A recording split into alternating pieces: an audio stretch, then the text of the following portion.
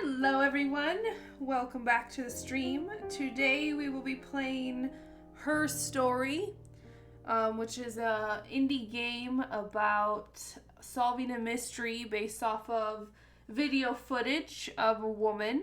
I know nothing about this game other than that, and that was just from, the Steam store page on it. So this will be my first time blind playthrough of this game.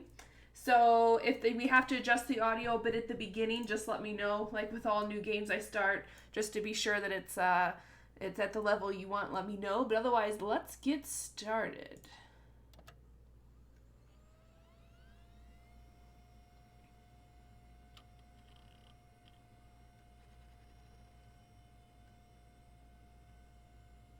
Hi Gizmo, welcome.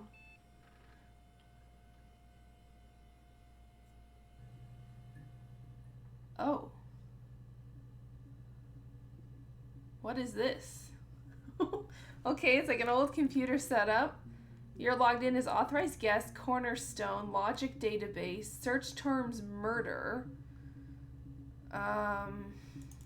readme text, introduction to the login database, modern police work, really readme? Hey, here's the database. I filed a Freedom of Information form to get you guest access. Everything seems to work. They transferred the videos off the original tapes in 1999, and then the Y2K thing hit and they got them mothballed.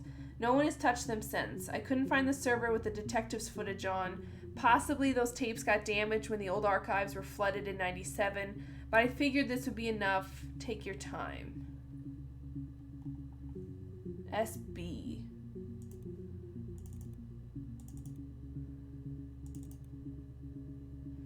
And then in the trash, there's a hack.info with like some ASCII cracks with class. And there's a game. Oh, I don't even know what that is.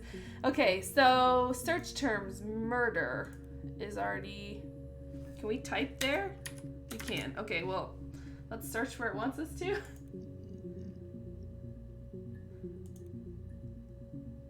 Okay. You think it's murder? I mean, clearly it's murder. What can I do to help? Was that audio good? Could you guys hear her fine? You think it's murder? Clearly it's murder. What can I do to help? Okay, interesting. I don't know what the relevance is yet. Yeah, that's me. But February, that was months ago. What's that got to do with Simon's murder? Simon was murdered. Okay, so we have a new name, Simon. Should I get like a notepad out? I feel like I should be taking notes here. Hold on, let me get a pen. A true detective, or like Blue's Clues style. Simon. February. Okay. I didn't murder Simon. You've got it wrong. You've got the wrong person.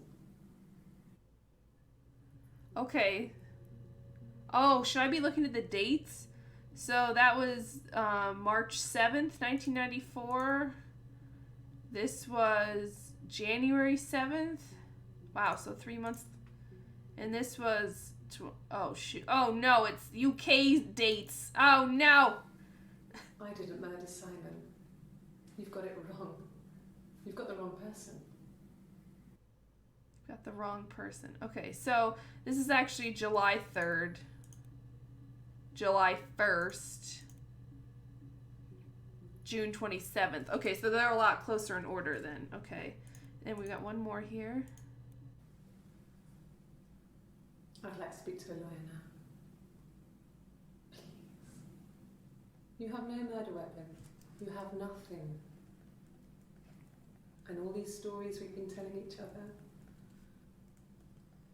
just that. Stories.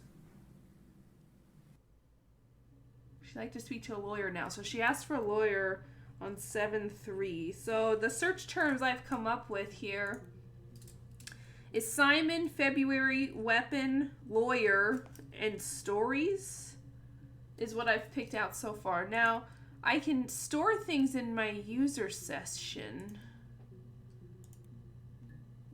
This one is where she claims it wasn't her. And we have the wrong person. This one, she's identifying herself. What'd she say here again? I don't know if there's a time limit. Yeah, that's me. But February, that was months ago. What's that got to do with Simon's murder? Okay. So she's wearing different clothing as well. So it's 3 different days. Red shirt, blue shirt, white shirt. Okay, I think we go with Simon. Oh, this is kind of cool, even that sound effect. Okay. Oh, these are all, she's all wearing a different shirt, but they're all the same shirt. But it didn't pull up the video we already had that said Simon. Ooh, okay. Simon Smith. He works at Ernst Brothers Glass. They do windows, all kinds of glass. Simon does the more special work. Mirror making, feature windows, artistic things. Really beautiful things. Ernst Windows and Glass. And he works on mirrors. So I wrote down mirror and Ernst Windows and Glass. So that's where he works. So he made like windows. Okay. Simon is 6 foot, darkish blonde hair, average build. He's clean shaven. If his beard grows, it goes ginger, so he shaves it. I mean, not that there's anything wrong with ginger hair. I bought a photo. They said a shrink photo. This was taken last year on holiday in Rome. It's the best one I have. It's interesting that there's like hairs and junk on the screen, and I've already tried to wipe the worst one in the middle off twice. So they went to Rome. Let's write down Rome. I don't think we need to write down ginger beard. So this is 6/18. I feel like I should be writing down the dates as well. Okay. It's the Rockington Arms, the Rock. It's run by a nice couple, Peter and Susan. There's some other regulars there that Simon likes to drink with, and the barman they're having sometimes. Peter said Simon had been in and had a few drinks. The Rock, Susan, and Peter. So maybe that's where he was the night he was murdered, or he at least had been there. The Rock, that's his local. Okay. Yes, there's an abstract one. No one uses it for very much. There's a printer so you can write letters on it. Simon sometimes plays games. And Save the Princess. That kind of thing. Is that computer? Amstrad. Amstrad. Computer? Question mark? She said princess, kind of weird. Let's write that down as well, but I think we have one more video here. Simon isn't the type to run off or do anything crazy. That's what they always say. Someone must have done something to him, or there must have been some kind of accident. Someone deceased. Accident, I wrote down there. So I wonder if 6/18 is the first one. Because this is 7/3, which I think was the latest date. I think it was 6/18/6. There was a 20 something in June, and then I think it was 7/1 or 7/2. Okay. Well, we've got quite a bit here. So we've already searched for Simon.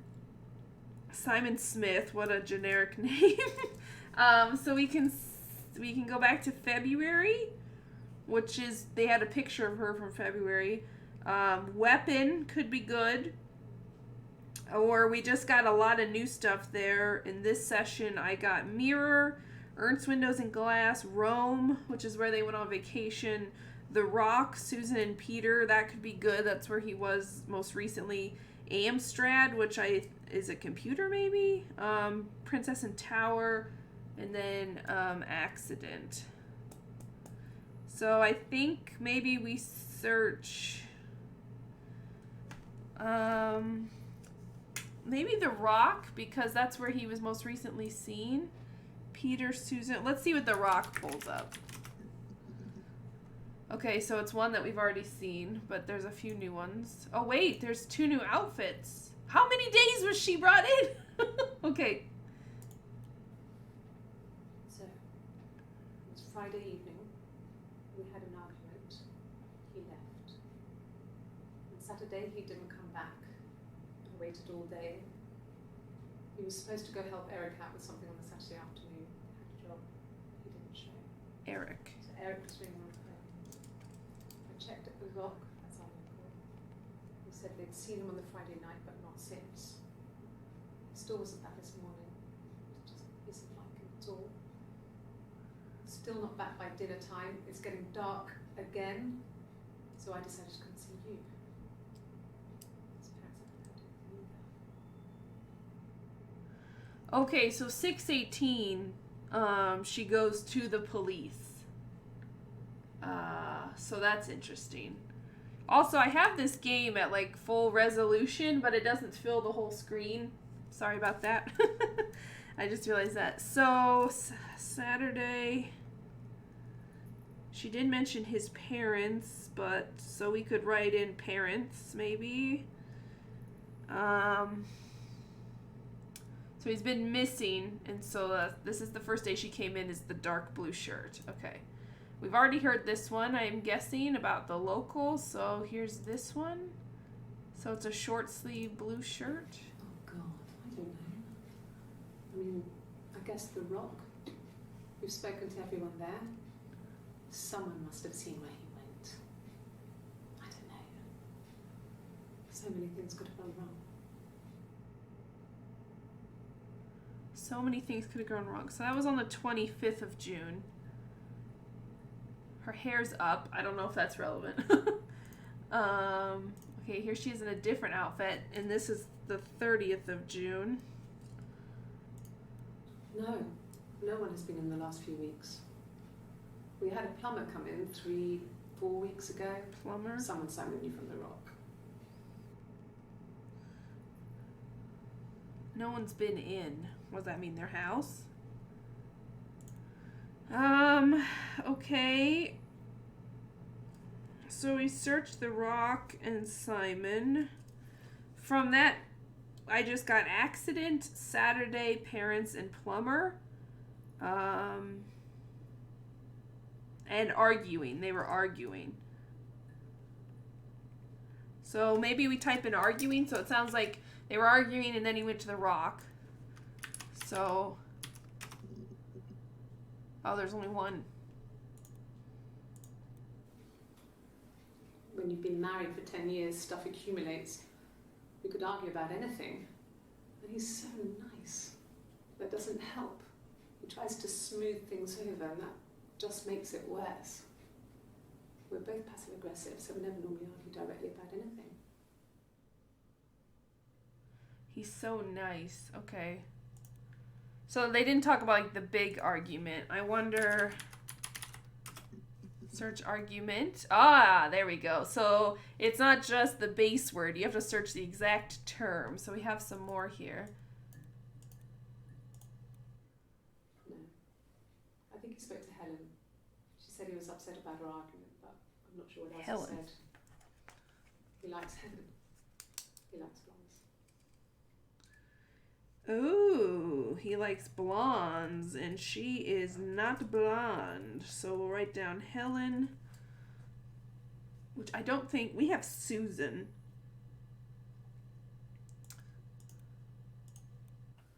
There's married couple stuff. A stupid argument. Nothing specific. No one knows how to push your buttons better than those you're close to.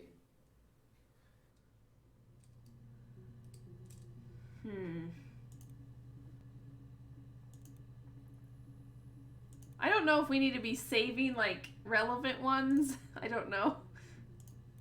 No. I mean, yes, we have arguments, but he never runs off. He always comes back. We make up. It's always that way. He never runs off, but then she says he comes back. So where does he go? Yes. He left after the argument. It was about 8 o'clock. He left after the argument, 8 o'clock. Okay, so 8 p.m. I'm guessing, if he went to a bar. Which one was the Helen one? No. I think he spoke to Helen. She said he was upset about her argument, but I'm not sure what else he said. He likes Helen. He likes blondes. Look at her face and her hands. Let's save that one. Let's type in Helen if he talked to Helen about the argument. Oh, she only mentions Helen twice. It's the Rockington Arms, the Rock. It's run by a nice couple, Peter and Susan. There's some other regulars there that Simon likes to drink with, and the barmaid they're having sometimes. Barmaid. Peter said Simon had been in and had a few drinks. Okay, so she did mention Helen before. Okay. Let's see. So the next one that's really standing out to me is accident. I wrote that down. Oh, there's something new. When I was 8, Mother died. She slipped down the stairs. It was an accident. That was I defensive. read a diary at that point, and I knew she wasn't my real mother. So I burned the diary that day, and I left. Walked out and across the street. Her mom died. Okay, let's write down mom.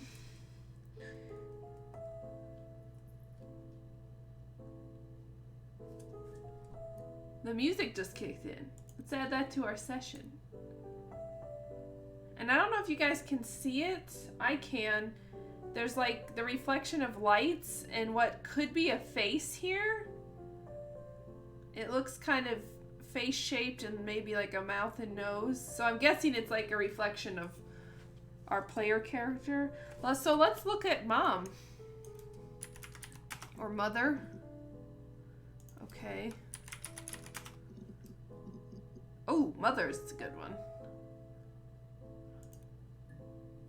So this is 627. Wow, they brought her in a lot. Okay. There's a girl and she's staring out of the window. She's sad. She's trapped. She's here. She's looking out the window because her mother won't let her out. So she's looking at a picture, like a Rorschach kind of thing? Trapped in window. And window we should search for as well because that's what Simon did for a living. Okay, that's a good one. For terms. Okay, let's see. It's Rapunzel. The story starts when she's born. Mother Gothel, a witch, takes Rapunzel from her parents and keeps her locked up in this tower. Rapunzel gets pregnant by the prince, and Mother Gothel is furious, so she cuts off her hair and throws it. Actually, her hair's already short here, so that's already happened. But she throws her into the wilderness, and Rapunzel is reunited with the prince, who's blind, but she kills him with her tears, and so it's a happy ending. Is that too much? I just got an achievement. It's a happy ending. So that's weird. She knew a lot about Rapunzel. I never... The Rapunzel blind prince, I didn't know that, but it's probably different culturally. I would have been a good mother. was young, but I would have been a good mother. She was a girl, by the way, the baby. We were going to call her Sarah. Simon wanted to call her Ava after his nana, but I didn't want her to have a symmetrical name. So there was a baby. I've already filled up my notepad, you guys. So there was a baby, Sarah, Ava. Didn't want her to have a symmetrical name. Oh, like a palindrome, because it's AVA, so it's spelled the same way. Okay. So she lost a baby, it sounds like. We'll search baby next, probably, because that could be a motive.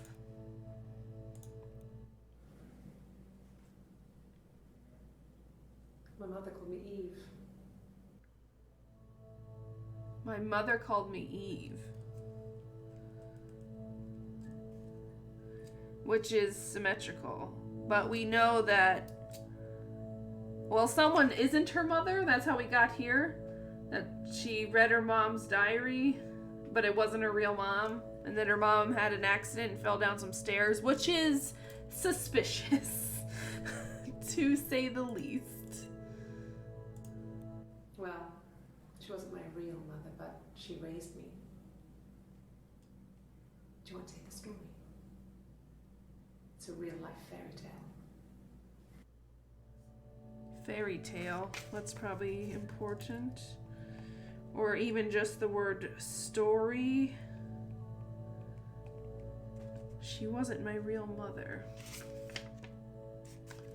Alright, well, I think we type in baby. Oh, yeah. We got some fresh. We spent the wedding night in a hotel in Brighton.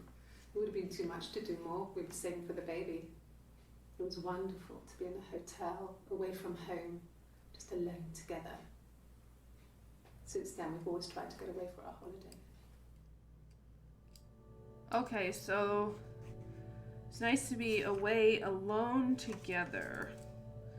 Brighton, she said. We'll also maybe try alone since that seemed important to her. This lady really didn't like the woman who raised her. Yeah, putting that together. Guessing she pushed her down the stairs, but we don't know that yet. Let's not jump to conclusions. Let's see. We couldn't afford our own place. Simon dropped out of school, went full-time at the Glaziers. That was Eric's generosity. We moved in with his mum and dad. They had a spare room for us and the baby, if it came. It was a nice change, time to myself, living there for those months, full of hope.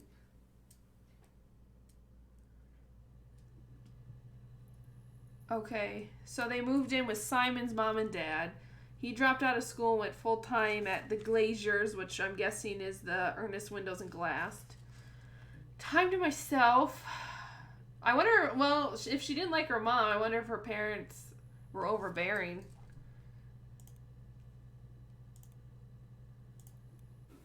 No. I lost the baby. I had a miscarriage at 8 months. Oh, jeez. We carried on living at Simon's parents until, well, it was only a few months after. Aw. I don't know her name, but I feel bad for you.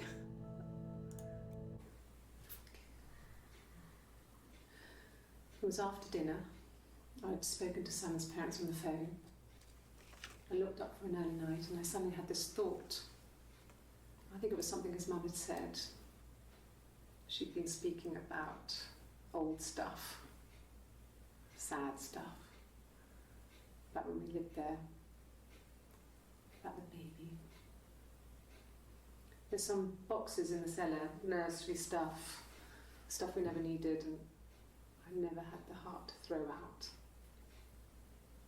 And I suddenly remembered that when I'd looked down there the week before, those boxes, that pile was in the wrong place.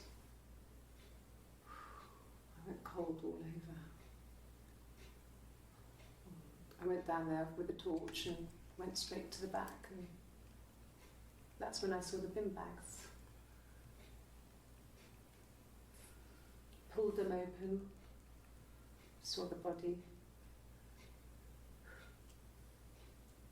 I screamed, and that's when I called the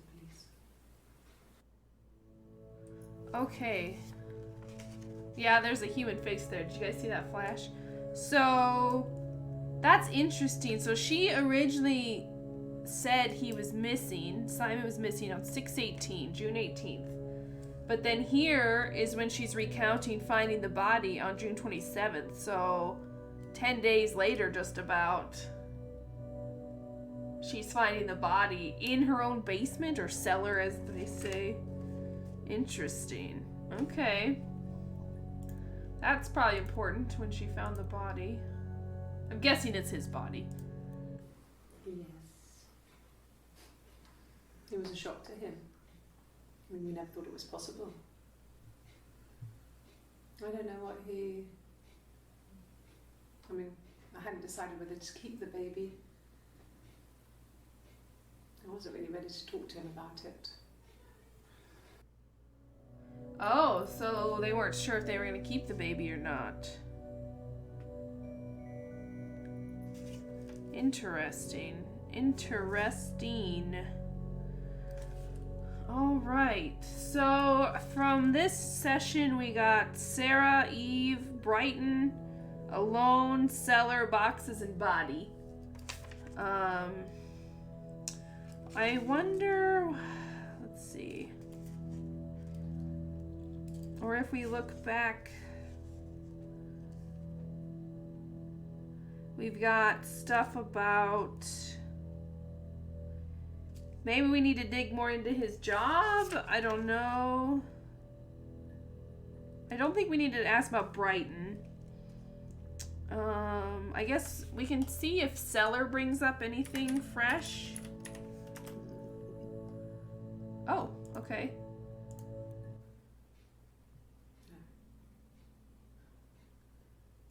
The whole thing was wrong. The bags, I think they were from our kitchen. You could probably check that. We never go into the cellar. It's just a place we put things we don't need. Dad used to grow mushrooms there. The bags were taped up. I think it was parcel tape, but I think it was ours. Whoa, okay. So they never went down to the cellar, which is understandable. And apparently it was a dirt floor cellar, maybe? So Dad, mushrooms is weird. Like, that's weird, right? To grow your own mushrooms in your heckin' basement. And then she thinks that the bags the body was in and the tape were her own. Or they owned them. I guess I could see like or like trash bags, but how would you know packaging tape? Like, why would you just think, yeah, I think it was ours? I don't know. That's weird. Let's save that one. I think we'll search Dad next because who the heck? Mushrooms. Well, fine, considering. I got back into the house today, and that was weird. Knowing your people have been there through my things. It's like I've been burgled. I mean, worse, obviously. I don't know. I haven't looked in the cellar yet. They sent a cleaner in. As good as new, he said. But they had to throw some stuff out. Couldn't get the blood out. And I'm still waiting to hear from the coroner so we can get a date set for the funeral. It's going to be a cremation. So. Okay, so at 6:30, they still haven't had the funeral or done anything with the body. Probably because it's under investigation, but that's a long wait. From 6 to 18 is when she claimed him missing, and granted, we don't know when he died, but usually when you're missing, it's within 24 hours. And the body's still probably just on ice till 6:30. So from that I got funeral and blood, and it's odd, her demeanor is weird. Like, she doesn't seem sad enough. I don't know. It's her husband, right? I'm guessing. I think so. She's always playing with her wedding ring, so. All right. It happened very quickly. We hardly had to talk to each other. We agreed almost silently. The baby was what mattered. We'd help each other. We cleaned up. We bagged up the broken mirror, her clothes. They're gone. We took him down to the cellar. Oh, what the fuck? We knew we had an alibi, and we wanted the body to be found later. We wanted to have suspicion on us, so we could then disprove it, rather than have it linger. Better to keep the body in the house than risk being seen with it. The watch, that was my touch, to make sure the alibi stuck. Holy shit. Okay. Whoa, police lights. Siren. Okay, let's save that one. Oh, okay. That one is intense. So she was working with somebody, and at least it sounds like they cleaned up the mirror and the blood, something with the watch. They had an alibi, and they took the body to the cellar, which has to mean Simon. Like, what? That... I mean, that video gave us a lot. So let's type in alibi.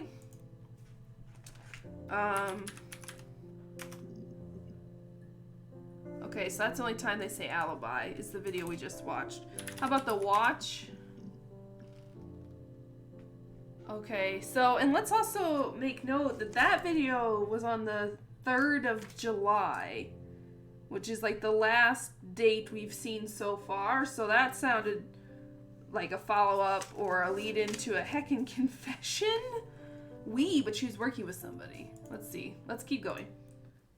He was wearing a shirt, a blue turtleneck shirt, and jeans. He has a watch. It's a really nice one. That was a gift from his boss, Eric. He had his coat, a long grey duffel coat, like Paddington Bear. He would have taken that with him. It's not in the house.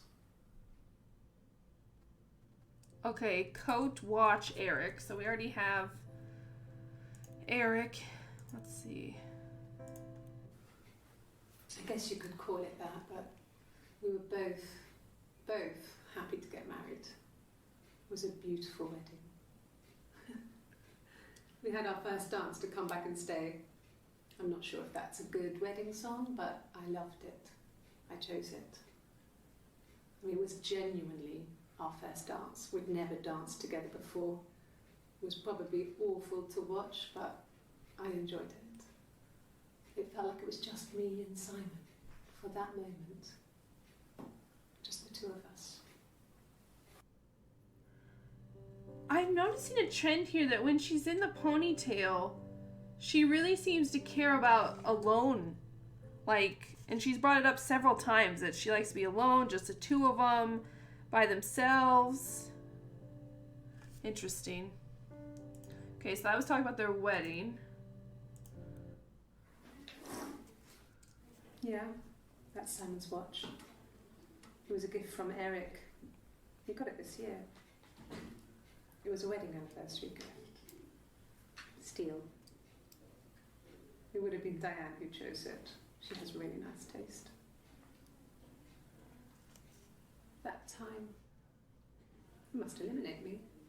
I was in Glasgow then. Glasgow.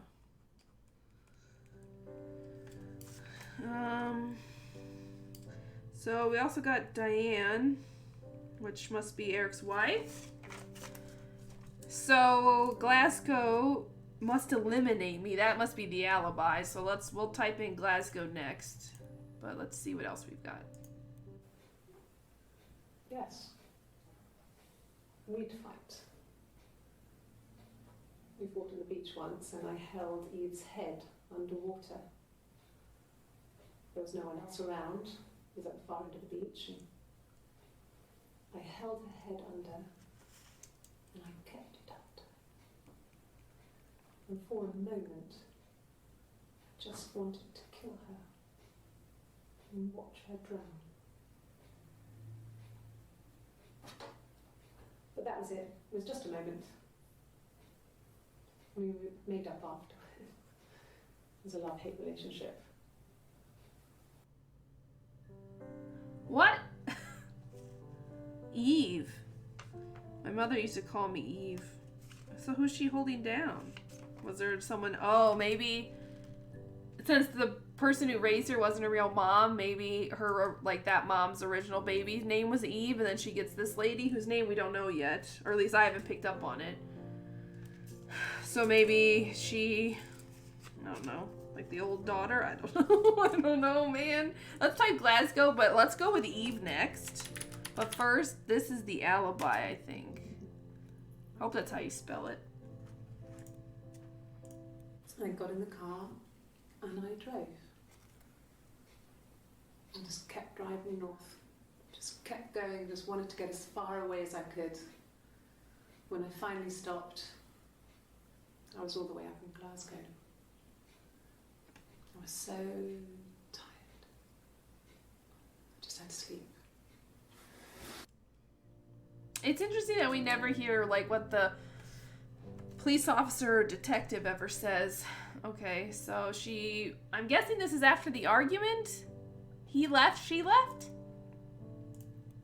Yes. I got to Glasgow, I was exhausted, so I pulled over and slept in the car. I woke up because a rubbish truck went past. I got some petrol, bought a coffee and a pastry, tried calling someone from a payphone, and then headed back. So at some point on this day, she puts her hair up. Because here her hair's down and all the rest, it's up. So what timestamp was this? 20:56:50, 21:04. So sometime within 10 minutes here, she puts her hair up. It might have been hot in there, I don't know. She also switches from, like, a cup of, probably warm liquid to water. Okay. Yes. I got to Glasgow, I was exhausted, so I pulled over and... Okay, we already watched that, sorry. No, I don't think so. Glasgow was deserted that early in the morning. Oh, they're probably asking her if she was spotted by anyone. When I arrived in Glasgow, I was exhausted. The streets were empty. I was driving badly. And I hit a taxi. Not a big crash, just paintwork. The guy was so pissed off because I didn't have a driving license on me. But when I told him I was pregnant, he made sure I got to the hospital so they could check me out. It was fine. The hospital must have details when I was looked at. There's a scratch on the car. A scratch on the car. So she went to the hospital at some point in Glasgow. Or on the way back. Which would help the alibi as well. So, let's see. Eve. Let's get more information on this Eve. Okay, there's a couple more. Oh God, what's happening here? Okay, let's see. Well, my friend Eve. I mean, she was a friend from when I was a kid. And she was always more popular with the boys, and I used to hate her for it. I mean, really hate it. Okay, so as a friend. So I wonder if her mom called her Eve, well, her not mom, like, mistakenly, maybe?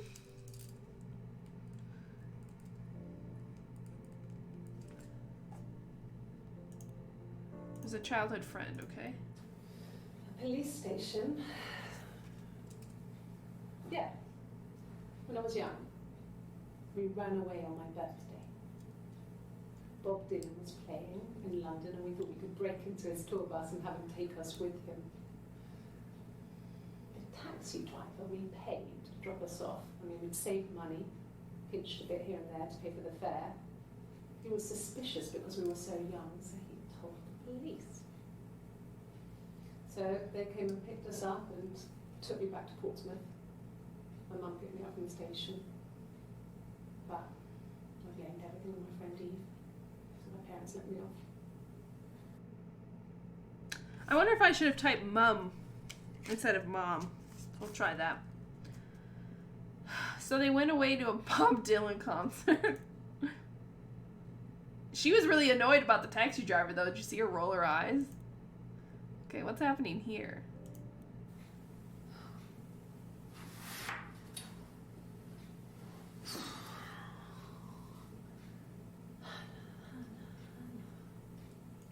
Hannah.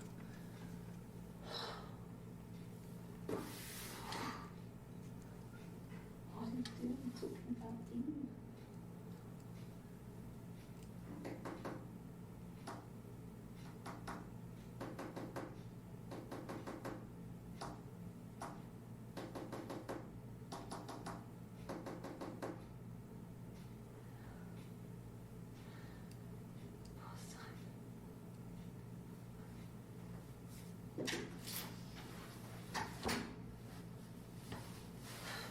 Okay, so they were out of the room. The investigators were out of the room.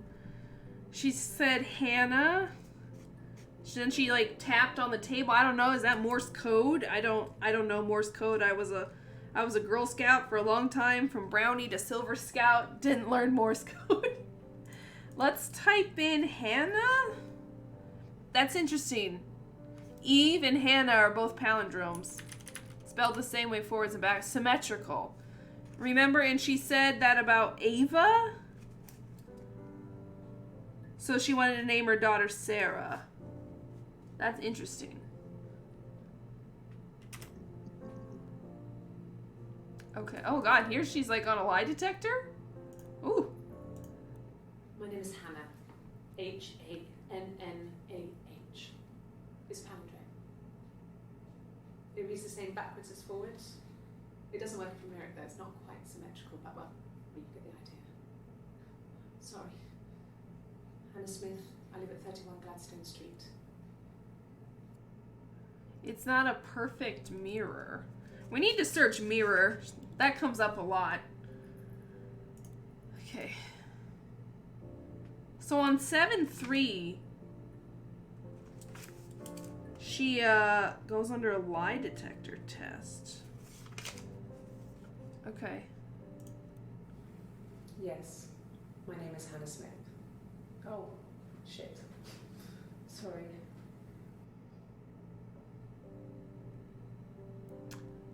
That's weird. Okay. Across the road, where my parents first lived there, was a midwife called Florence. When Hannah was born, I was born at the same time. The midwife was there to help. I'd been throttled by the cord, probably wrapped around my neck by Hannah. The midwife told my mother I was dead. But I wasn't. She wrote all this stuff in a diary. Amazing what people will admit to on paper.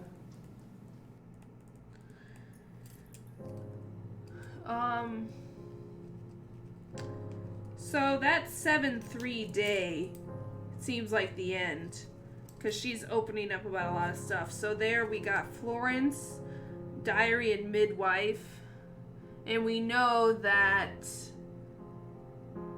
her mom, who wasn't her mom, wrote in a diary. So I'm guessing that they kept her. The midwife kept her and said she was dead.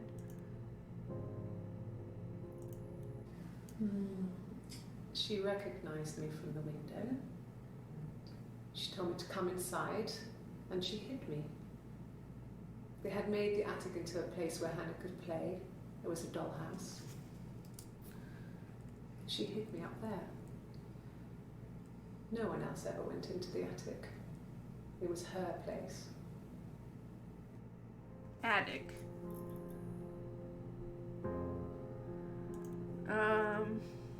Okay, so I think we should probably search up.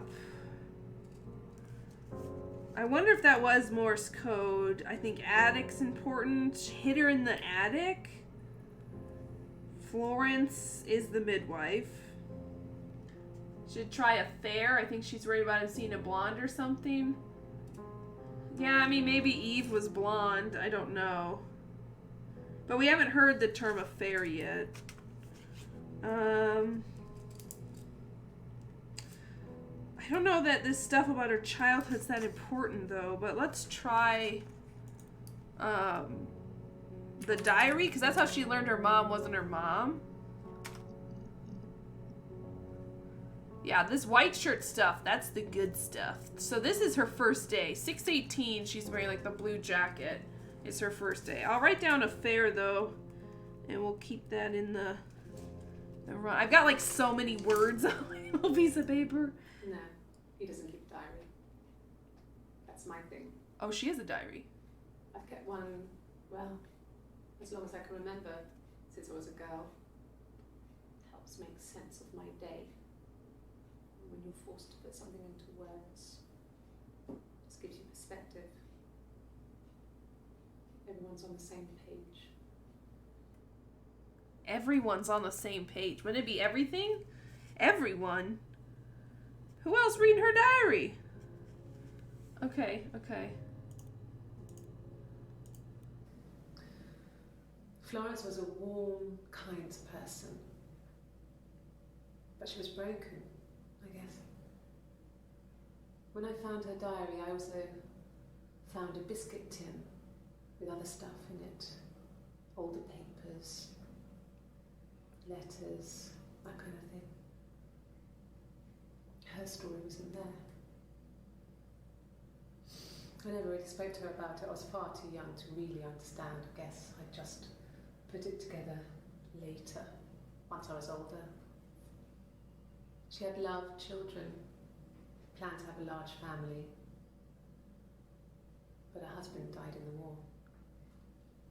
And that was back when you married for life. She never felt like she could marry again. Isn't that strange? She was a widow from her 20s. But, I mean, I guess it was different then. You married for life and she felt she could never marry again. I guess it was harder, a war widow. One of the dead. I don't know, maybe there was more to it than that. I don't really know. Wow, that was a long one. Okay, so Florence's husband died, which is potentially why she stole her. I don't know. And then I don't know. There's a lot of weird stuff about her childhood. It just became our way of life. We would swap places and take it in turns to do things. And we were very careful. Whoever had been out that day would come back and write a detailed diary so that we were on the same page. We had a list of rules that said what we could and couldn't do in any given situation. It was exhaustive. We lived a second life through those rules. Rules for things that could only ever happen inside our imaginations. We would consider all the permutations of future events and agree rules to walk our way through them.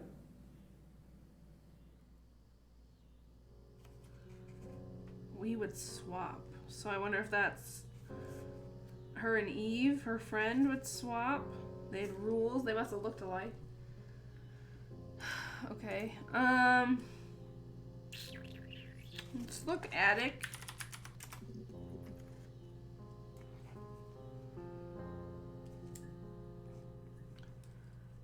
Okay. Yes.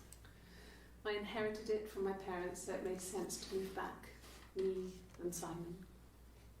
Felt like going back to old ways before the pregnancy. Reminded me of being a girl. The dollhouse in the attic. Dollhouse is pretty. We didn't sleep in my parents' bedroom for a long time. We decorated it as soon as we moved in, but it was another year before we started sleeping there. So her parents must have died. Left an inheritance of a house. Yes. I read a lot as a child and watched lots of TV. Then the doll's house we still have in the attic. It's kind of a fairy castle. We used to play out there and make up our own stories.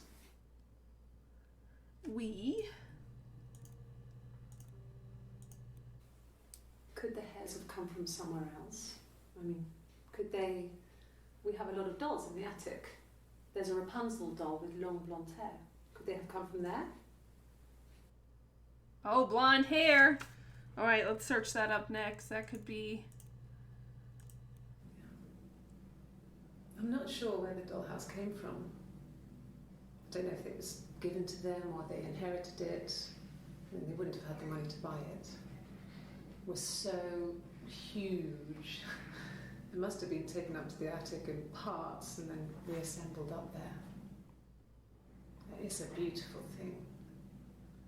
Wallpaper to scale, little furniture, the lights work, mirrors, beds, big duvets and pillows.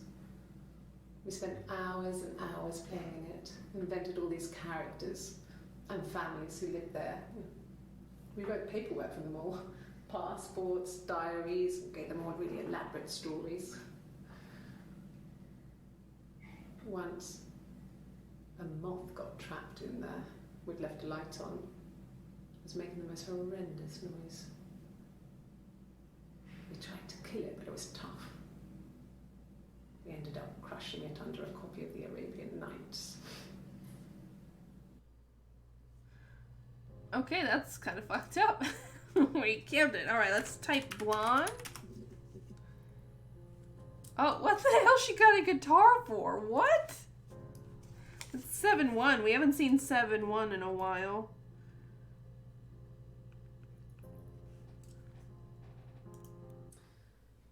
This other person doesn't exist. I don't know what the blonde wig is, but it could be anything. Oh, it's a wig. Have you looked at the cat flap? Cat flap. She got a tattoo. So at some point she got a tattoo. You can't see it here. Well, maybe that sleeve would cover it. No, it's low. Well. And a guitar? You want me to play something? I'm not the world's greatest guitar player. Okay? Probably needs tuning. No. It's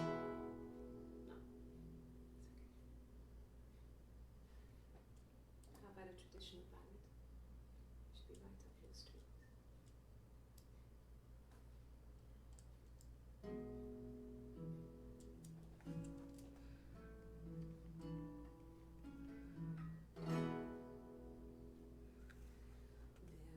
There were two sisters came walking by the sea.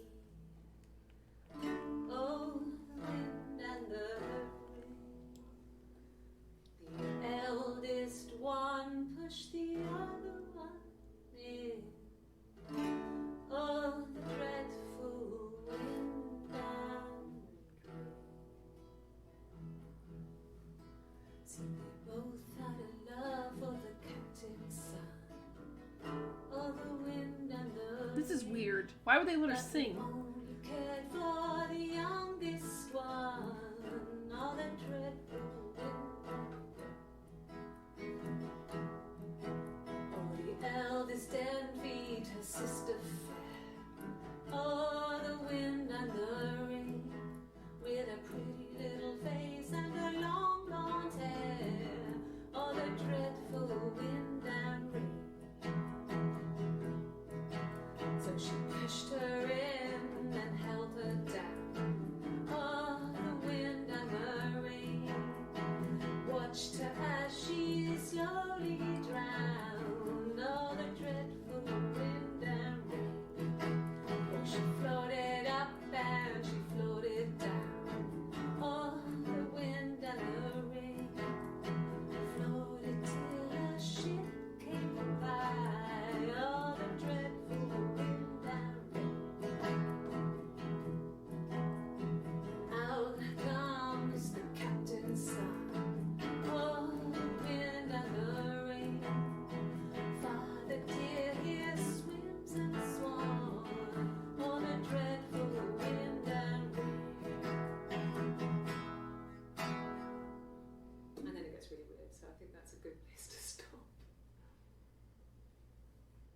And then it gets really weird. I mean, somebody drowned a sister?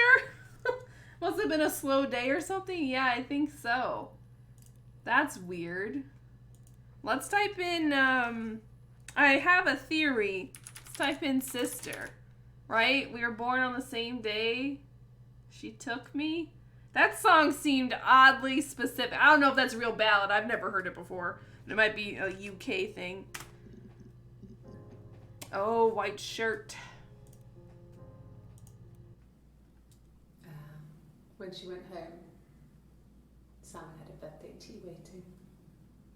Afterwards, she told Simon about me, told him I was pregnant. She wanted me to move in with them, this sister he didn't know she had. Oh. She knew that instant. The look on his face. She knew. He already knew about her. Secret sister. Let's keep that. A sister he didn't know she... And then we also have pregnant, which I think is important. Let's keep listing these. She sent him out the house, kicked him out, called me up, crying, and I went round. I guess I had a feeling I could hear something was wrong in her voice, but I wasn't sure what it was. She called me sister on the phone. She never calls me that.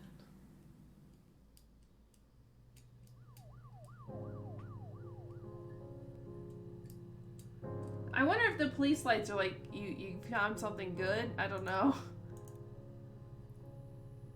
She called me sister on the phone. My sister is gone. And she's never coming back.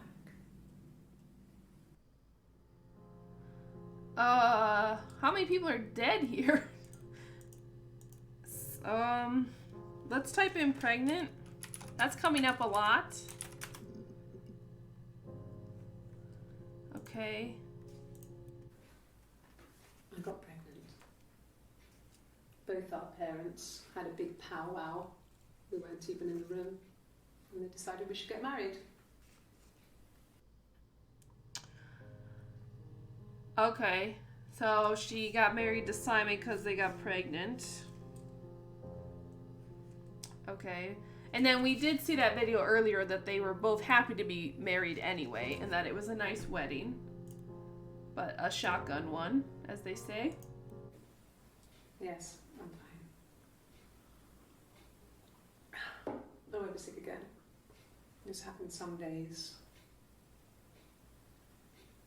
I'm pregnant. It's morning sickness.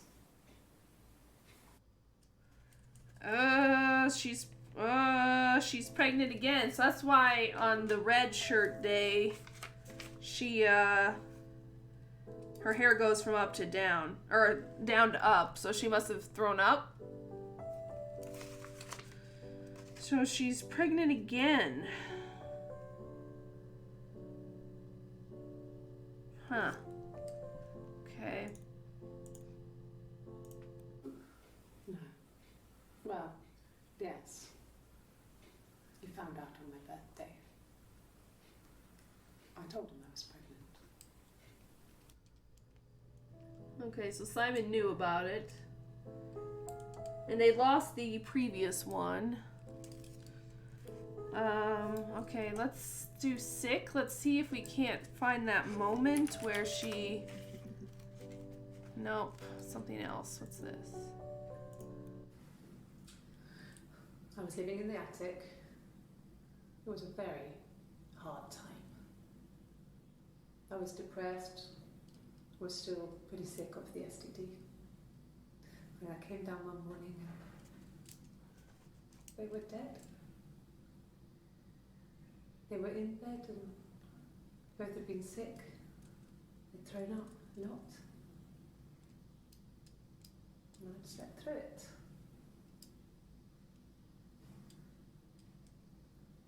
The police said it was the mushrooms they ate.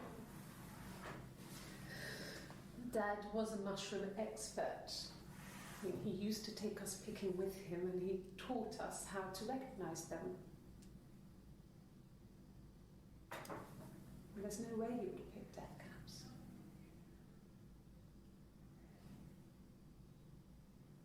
But the police believe that's what happened. They never even looked in the attic. Why didn't that come up when we searched attic? Maybe it only fills this many? Maybe you only get 5? She had an STD, and that was about her parents, her dad. Let's search dad. Yeah, when I was at school. I worked part-time in the front shop. It was sort of an extended family thing. My dad used to work there, my mum worked there before I was born. I took care of paperwork, filing, typing out invoices, that kind of thing. It was a good job for a girl back then. I didn't work a till or anything though, I was quite shy, so I wouldn't have liked to have worked a till. She was quite shy. Well, I guess she was younger. No, they were shut. Most of the windows were really hard to open anyway. They're stifling in summer. They were painted over by my dad. Could have left a door open accidentally. Or there's a cat flap in the back door. Cat flap. Second time that's come up. Cat flap. This is, I don't know. This is weird. And again, I don't know, like, do you beat the game by, like, putting them in order? Or, you know, I don't know. How do we solve the mystery? They said it was food poisoning.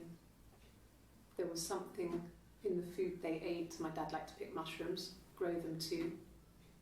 They said it was the mushrooms. It was hard to believe.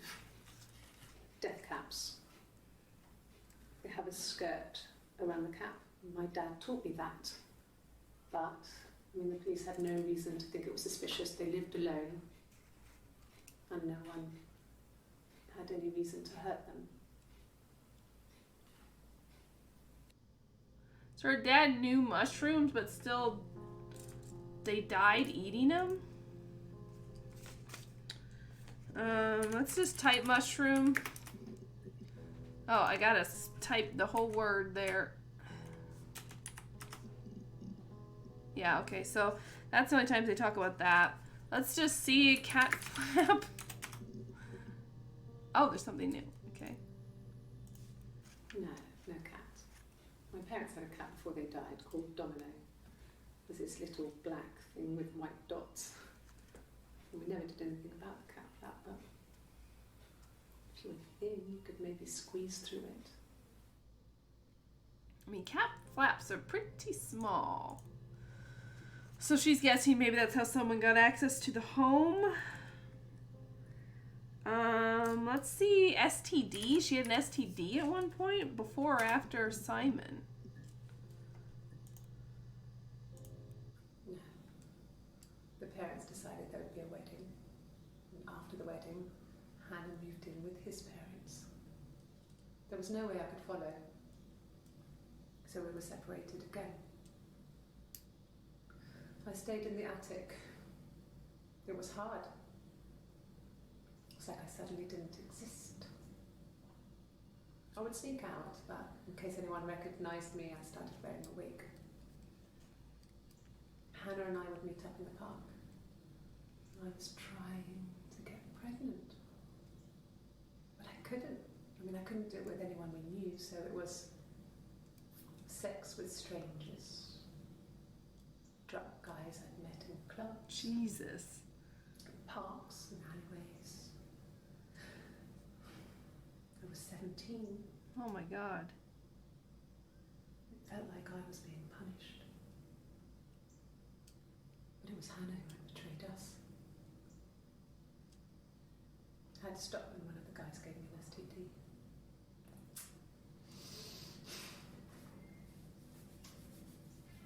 When we met up, it was disturbing.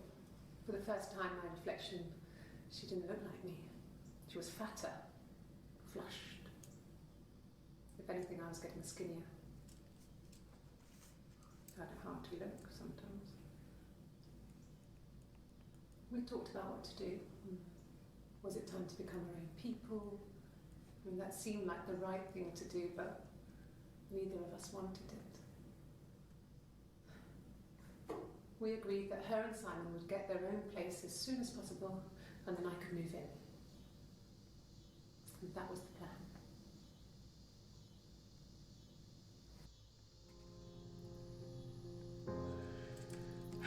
Her reflection didn't look anything like her. There's a lot of mirrors. Let's try reflection. Oh, there's a lot. Yeah, so it looks like this only holds 5, but down here you can store as many as you want. I haven't been storing very many. I should probably keep that in mind. Silverleaf? No. He normally silvers them properly. This mirror, it's supposed to look antique. The reflection isn't as good. It's the perfect mirror for someone who doesn't like to look at their own reflection. That was terrifying. Oh my god. That was like spastic the way she held it up and grinned. Someone who doesn't like looking at their own reflection. So I'm guessing that was a mirror Simon had made, since he made, he worked at like a mirror shop. Hey Warcraft, welcome. We're piecing together a mystery. Alright, silver on a mirror. Okay. Florence raised me in her home. I never left it. She kept me out of sight. It wasn't odd for people to see a midwife with a baby, carrying in supplies, washing nappies, that sort of thing. I never knew any different. I grew up looking out of my window and seeing her across the road. I thought it was like a reflection in the mirror. She was me.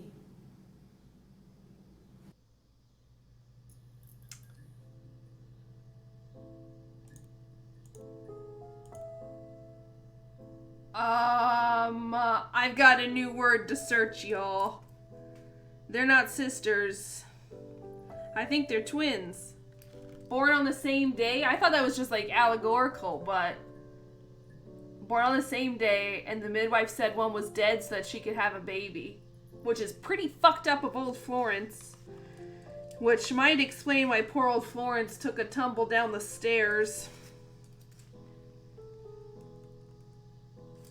And that's gonna make this murder a lot harder to solve if there's twins. Alright. I grew up watching my reflection across the street. Yes. The first time we saw each other, it was strange. We both realised at the same moment, I think. We must have seen each other before, but there was this instant when we first realised it wasn't a reflection. The reflection was staring back. I think I was 5. It was my birthday. My reflection was wearing a party hat and waving. I knew what party hats were from books. And it suddenly occurred to me, today must be my birthday. I waved back and we just spent ages waving at each other and copying each other's movements.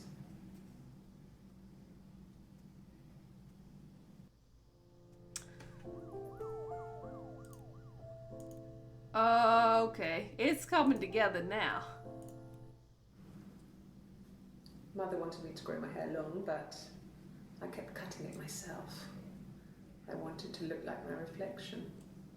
She always had short hair when she was little. Mother would hide the scissors, but I would find a way. Cut it with a bread knife, something like that. My reflection would always leave her house and go on adventures, but I never could. Mother taught me at home, and I had books and TV. TV was magical, but it was only on when it wanted to be, so I spent a lot of time reading books. It was only on when it wanted to be. Interesting. So Florence, the midwife, stole a twin from this family and kept them separated, but lived across the heckin' street. So she had to keep her locked up, because otherwise, obviously, they'd recognize, or someone would, that there's two identical heckin' twins. Jesus. I wanted to see my reflection. I thought that if I touched her, something would happen. We would become one.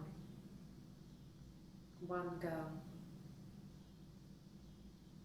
The fairy tale was over, the witch was dead, and I'd be restored to my rightful place. Fairy tale, I think, is something worth noting as well, but I think this is our word. Let's see if I'm right.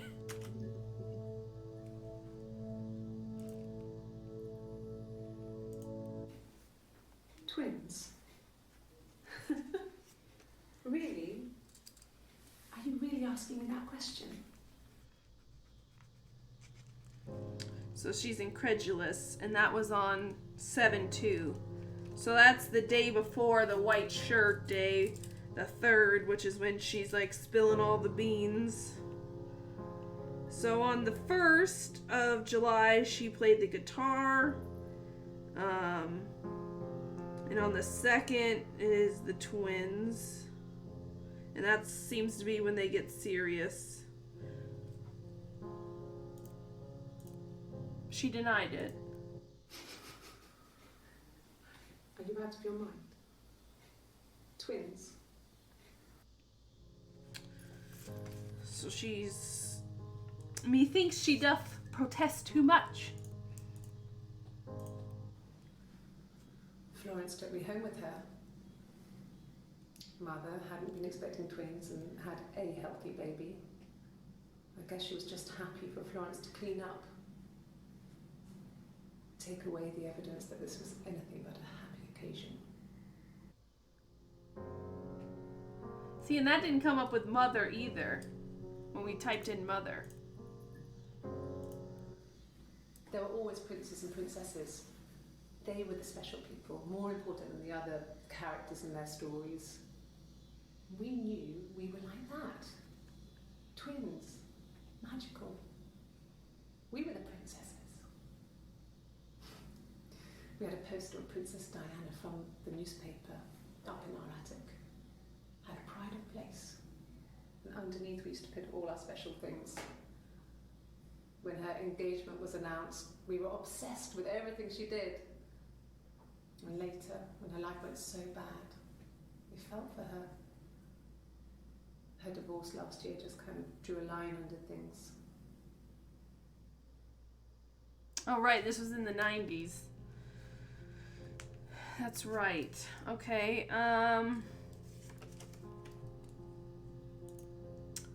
let's type princess. That comes up a lot as well. Oh, Jesus, she brings it up all the time. Okay. It wasn't the present so much. It was one of those arguments that had been simmering for a while. The present was a mirror. A nice mirror. He'd engraved the glass, the kind of mirror a princess would have in a story. He made it specially for me. Okay, so that mirror was a present, I'm guessing for her birthday? Let me see. Yes. I drove in here because I remember well I went over the river. And then there was a church there. Yeah. And I probably parked, well, I remember seeing a street sign called Princess Street. Yeah, there it is. Yeah, so I'm pretty sure it must be this one. There. Is that where she parked the car, I'm guessing, when she slept? Yeah. We were 17. It was a nice wedding. People said Simon looked very handsome in the photos. His parents paid for everything, but he's an only child, so it was important to them. It was what they called a shotgun wedding, but if you looked at the photos, you couldn't tell. The dress was beautiful. It looked like Princess Diana's. The train wasn't quite as long though. There's a great photo of the bridesmaid helping to carry it out of the car.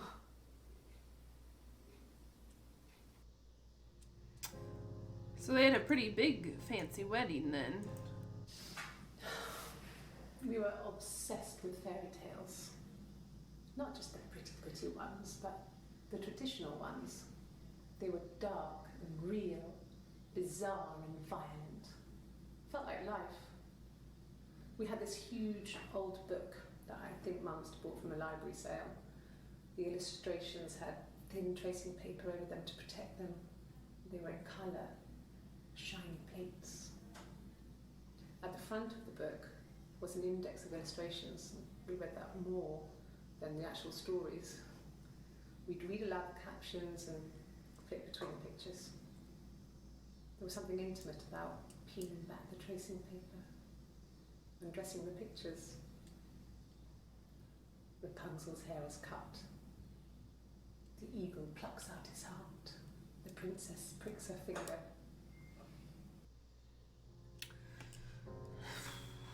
Fairy tale comes up a lot, but I think we should search birthday or present, because there's something about this, or have we searched mirror yet, actually? I'm trying to cross out when I search stuff, but there's only one thing about mirror. The mirror. I can't remember. I put it somewhere safe. Upstairs, I think. I haven't looked at it since. Okay. That didn't give me as much as I was hoping for, so let's type in present. Here we go. Those little yellow eyeballs, that's what I want to see. It was my birthday, like you said. We were going to have a meal at home. We had our meal. He gave me his present. I guess I didn't like the present. She didn't like the present. From when I woke up. Okay. I woke up. Simon was already up and he made me birthday breakfast of eggs Benedict. We both had to go to work, so we saved presents till later. I got to work, had some birthday cake, children sang me happy birthday, then I came home. The birthday meal was a takeaway, and Simon gave me his present, which I didn't mind. And after that, we talked about the baby. Turned into a big argument. Simon left. I was furious. I wanted to get as far away as I could and get some space to think. So I left.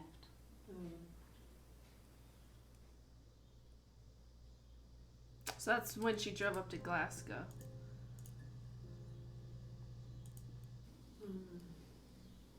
About 8 years back. It was a present to myself. I shouldn't even be drinking coffee with the baby. It's been hard trying to give it up. I think they say you can have 1 cup. So she got the tattoo 8 years ago, so it's not new. Present to herself. Okay.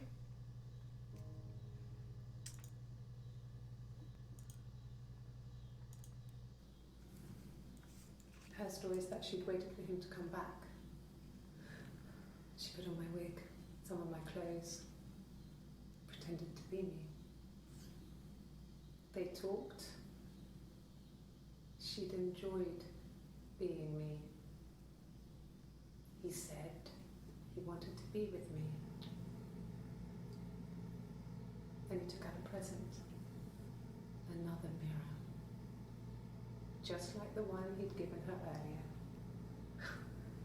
That unique present. She went crazy smashed the mirror. They argued, screamed. He hit her. So she grabbed a piece of the mirror and just swung it round. She cut his throat clean open. Oh. She'd only meant to scare him off.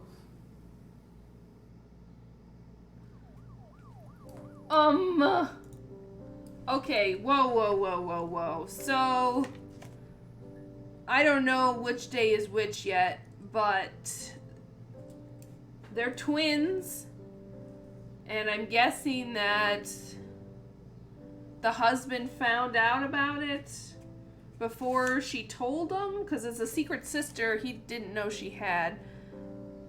But I don't know which one's Eve and which one's Hannah.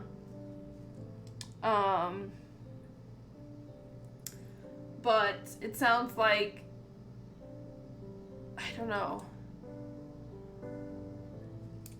I think Hannah's the one married to Simon because she says Hannah on an earlier day than Eve, and that's when she's like, why are you talking about Eve? So, I don't remember what day that was, but okay, so there's twins. One of them is married to Simon. They used to swap lives, but they can't now because she's pregnant. And the other one couldn't get pregnant and stopped trying when she got an STD.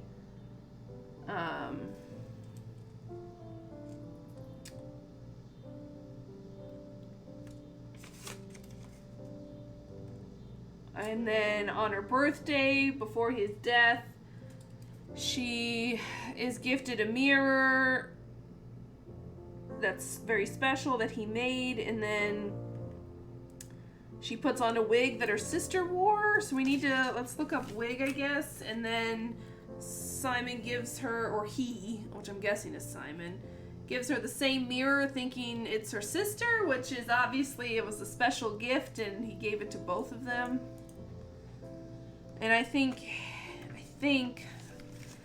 Hannah's the one who says like she wanted to be alone and that she really valued that personal time, one-on-one time with Simon, like for their honeymoon and everything. And I think it's Eve who's in the white shirt, who is the one who's like, I wanted to see my reflection, I wanted to get over there, so she might be the one who's like pushing the relationship.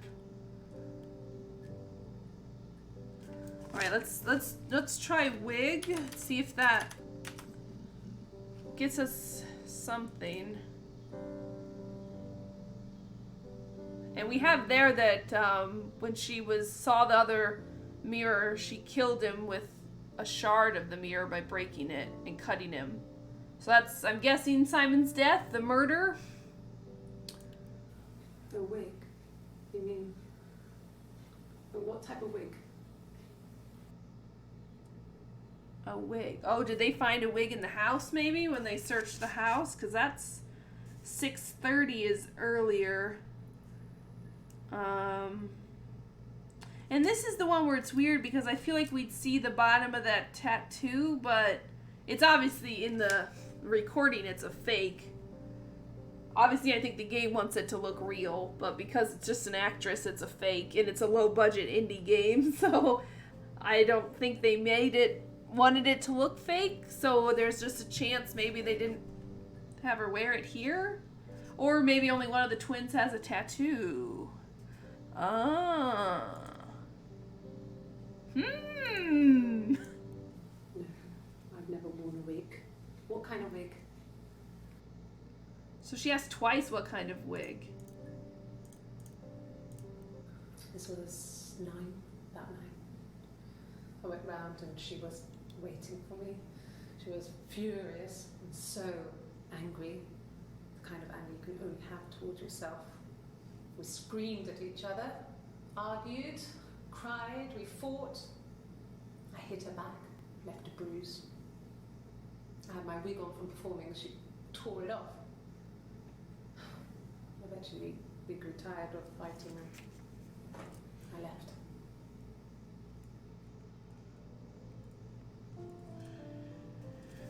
Performing? She wore a wig while performing. Performing what? Let's find out. I think that's the next.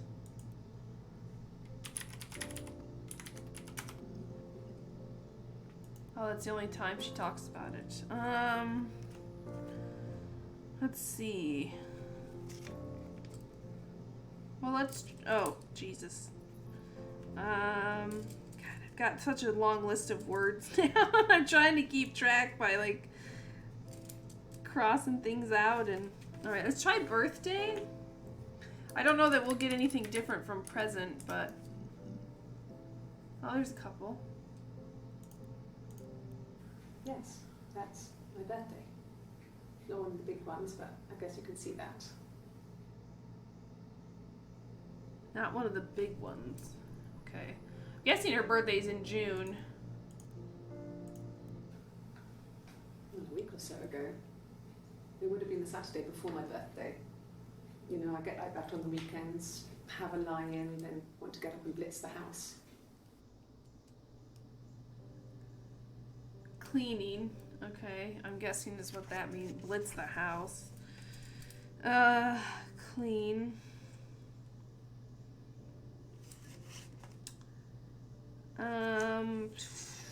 Jeez. Let's see what we've got here.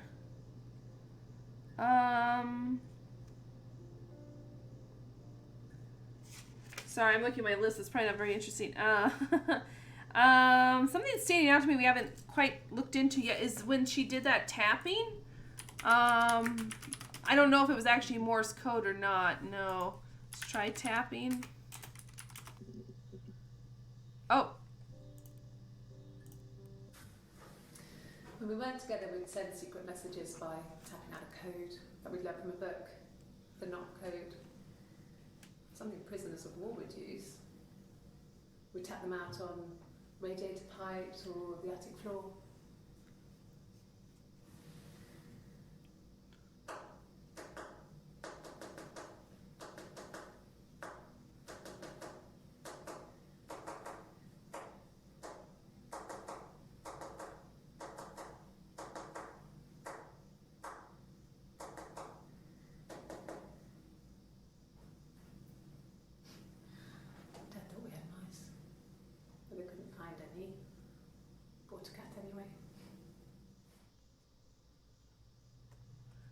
Oh, we had mice and bought a cat.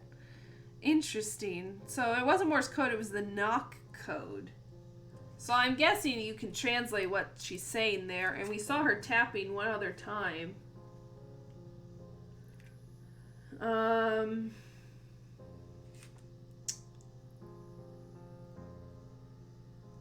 Did I already look up? I'm just looking at my note, because there's quite a few we haven't looked at. Let's try weapon. So now we believe it was a mirror. Yeah, we don't have anything new for that. Let's try fairy tale. That's right, I wanted to look at... Oh, oops.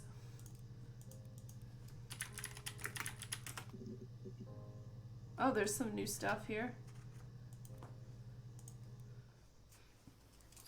Sorry. The picture, the way it's drawn, just reminded me of the books we used to read as children. I read those fairy tales over and over, and they were so real to me. Rapunzel was my favourite. My brain is just full of it. Are any of these in colour? Okay, so they remind her of the books, which we've already learned that they really went through those books a lot. And the Glaziers. I worked there some weekends, and Simon had a part-time job there too. That was Eric's generosity. He was always good at helping out other people's children. Simon was quiet, more thoughtful than the other boys. Even then, he had a sense of craftsmanship. Wasn't always rushing stuff. Boys that age are just running around like headless chickens most of the time. Yeah. Plus, he had that look. He looked like a fairy tale prince from one of my books.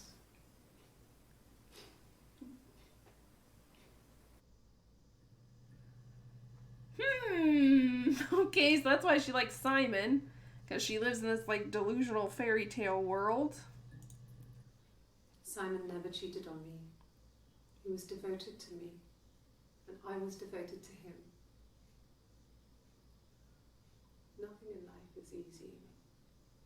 We were good to each other. Life isn't a fairy tale. You do what you can. Yeah, the tattoo seems to be something red with a snake around it, but it's so low res because it's like miming an old-timey computer that's hard to tell what it is. Could be a heart, could be, I don't know, could be an apple. I mean, that could be Eve. Yeah, probably an apple with a snake. Guess we can search tattoo next. Fairy tales. Stories about lost princesses, evil witches, magical mirrors and lost children. So you see, even before I knew the truth, I'd found it in the stories.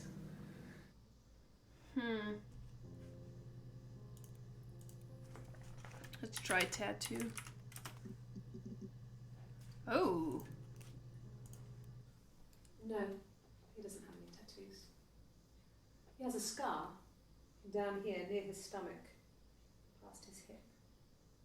Cut himself with some glass. That was before, a long time ago. He looks just like the photo.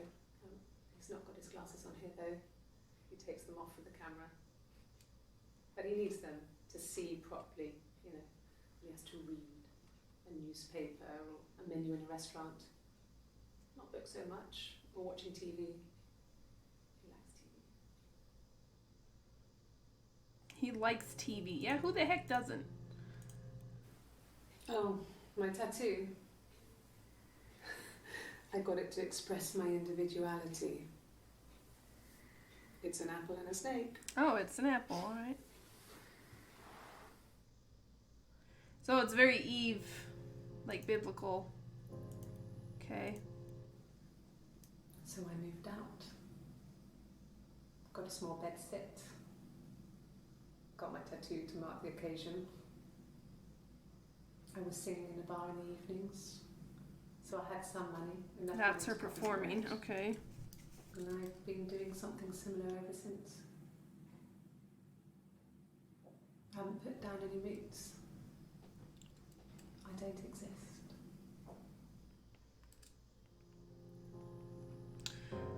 Oh, doesn't exist. That's actually important because she didn't have a driver's license when she drove up to Glasgow. So Eve's the pregnant one, not Hannah. Because Eve got checked into the hospital and she wouldn't have a driver's license because she doesn't exist. The midwife stole her. I think we need to dig more into the midwife. Get a little more of that. But we also need to learn more about, like, well, I don't know, because we know that what I think is Hannah, like the wife of Simon, got so upset that he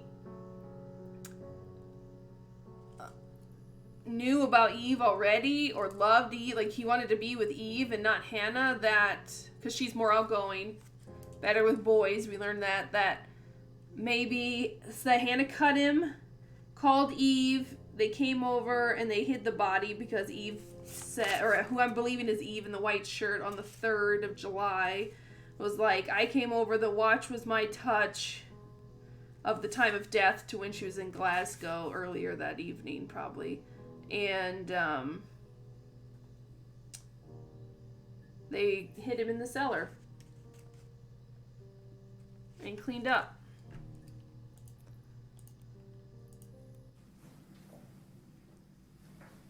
He saw me singing one of my shows. Pure chance. Not sure I remember what he was even doing there. Afterwards, I had a drink at the bar and he came over and we got talking. I knew who he was. Obviously I knew who he was. But he didn't know who I was. He was fascinated by the likeness. He guessed my name from my tattoo. Told me it was a palindrome, like that would impress me. I enjoyed talking to him. It was amazing to be able to sit and interact and talk to him after all this time. He didn't tell me he was married. I'm not sure what he was thinking. He later told me it was like he was dreaming. A waking dream. Okay, so Simon went to a bar and she was performing there, and it was basically like looking at his wife but with a blonde wig on, and we know he likes blondes, and we can assume he likes his wife. Amazed by the likeness, obviously knows about palindromes because of Hannah's name and how Hannah immediately said that it's a palindrome. Interesting. So Simon fell in love with Eve. So now we know who it was one of the twins, most likely Hannah, who killed him. And the motive is that he fell in love with her twin that he didn't know existed because she was a secret from the moment Florence stole her. She was a secret and didn't exist in terms of like a citizenship. Which makes you wonder how she got a apartment, a bed sit, whatever the hell that is. I don't know. All right, let's look more into Florence here. Oh, there's only one. No, it was just me and her. Eve was the name they were going to call their first child. They talked about it and were going to try when he came back. Florence's family had a history of firstborn girls, so they were convinced it was going to be a girl. It's hard to know if this is all true. These are stories I remember, that I read when I was a child. Maybe I misread. Maybe I misunderstood. Sometimes it's hard to remember what happened last week. Interesting. So gave her the name she was going to give her own child. Okay, and we don't have anything new for midwife. Okay, so... But she pushed her down the stairs. Ah! It's nothing new. Accident? I think we already searched for that, actually, didn't we? Yeah, we did. Let's see, what else do we have here?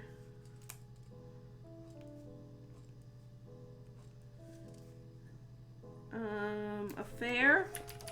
Oops. Oh. An affair? Simon wasn't having an affair. Oh, he was. You're reaching here. And I don't know why. No, I've never cheated on anyone. I've never taken anything from anyone. Simon is dead. But I have my baby to care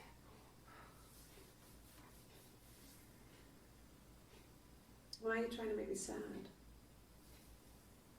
Why are you so obsessed with sex and affairs? You cheated on your wife. Is this your thing? Huh. Okay. Well, that brings up a new word. Okay, interesting. What did your wife do? She didn't kill you. You think I killed Simon because he was having an affair? Well, I didn't kill him. I wasn't even there. I was in Glasgow worrying about whether my baby was still growing inside me. I mean, why would I kill Simon? I loved him. I feel like a pregnant woman would be crying. Like, their emotions all over the place. All right, let's look up kill. Oh, there's only one new.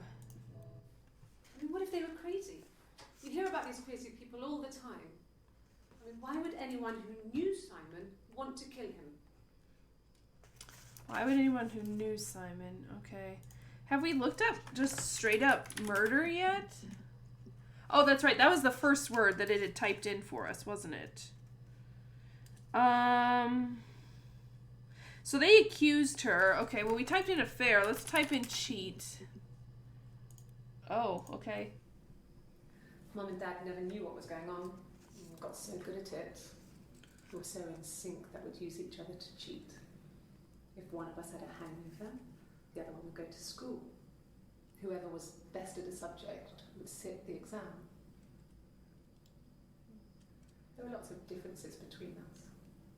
Some things one is better than the other at.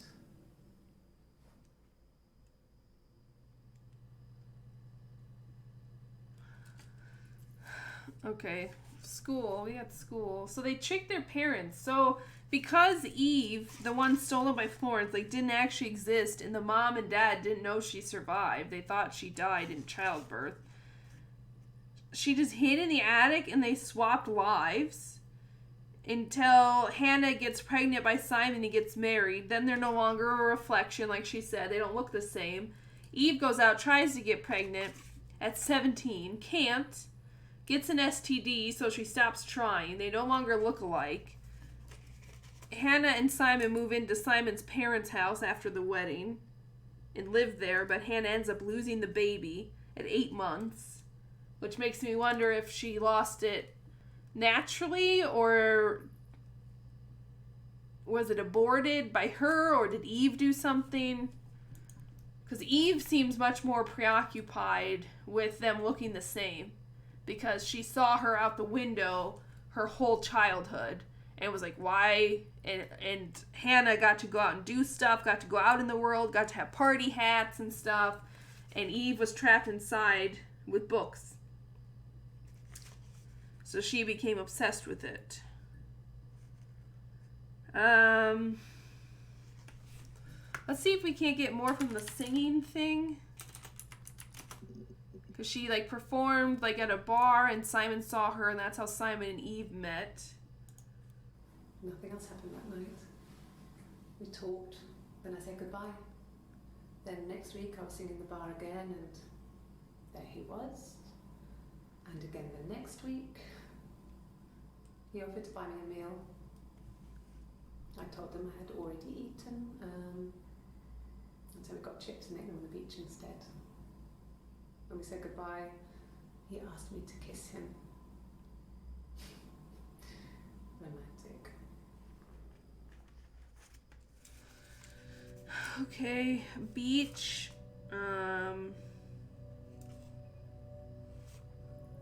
Kiss, although we have another word to try from those previous ones. So he was infatuated with her because it was basically his wife, only blonde. Because she wore a wig. And she's obviously mysterious.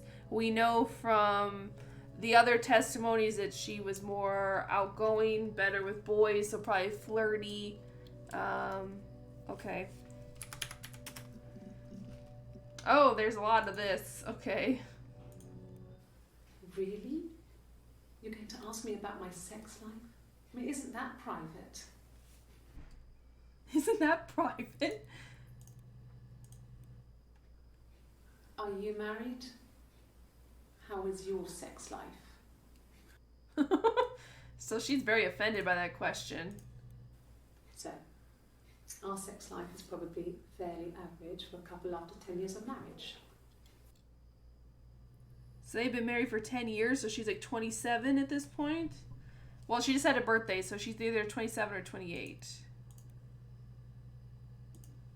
No!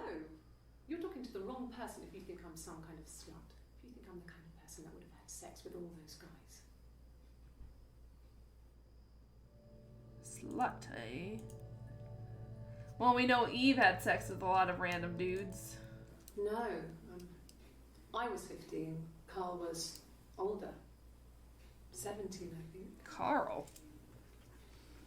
I was really into him, regardless of how he actually behaved. Lots of drunken teenage sex. We did it in a church once. It's stupid. So he got tired of us and we split up after about 6 months. Well, it's sad. But those early experiences, they help you realise who's really important to you, you know? Family.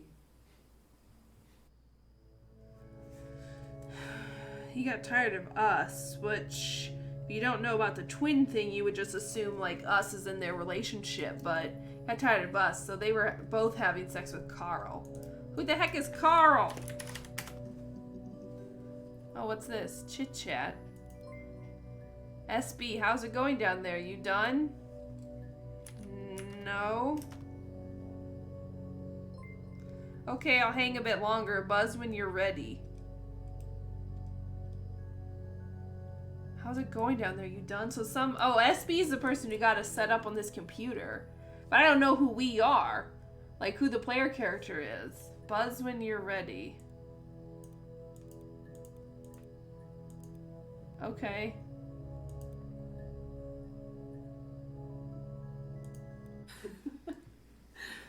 Was he my first? No need to be so coy. No, he wasn't my first. That would have been Carl. He was a local boy in a band. He was a bit of a shit. But he was sexy. We were 15. So, we were 15, but we know Carl wasn't. This is Eve, because she has the tattoo. Eve is way more open about things, whereas I think it was Hannah in the white and blue shirt who was so offended about being asked about her sex life. Family. So, Carl fucked off, and then there were other boys here and there, and then Simon. And then Simon. Okay, so they got around a little bit. Other boys. Differences? She's a better driver than me. She passed the test for us. I tried to take it and nearly crashed the car. Learned that you can't rely on confidence to get you through everything. She is the shy one. She was especially shy around boys. If Hannah liked a boy, I would have to pursue him. It was that way with Carl. Hannah met him first. She had such a crush. I let him take my virginity after a night that his band had played at. It got difficult. When I was with Carl, we would have sex, but Hannah couldn't let him see she was a virgin. She had lots of excuses. After a while, we decided that I should take Hannah's virginity. What the fuck? It's not that different to a bruise, pulling a tooth, a graze. We used a hairbrush.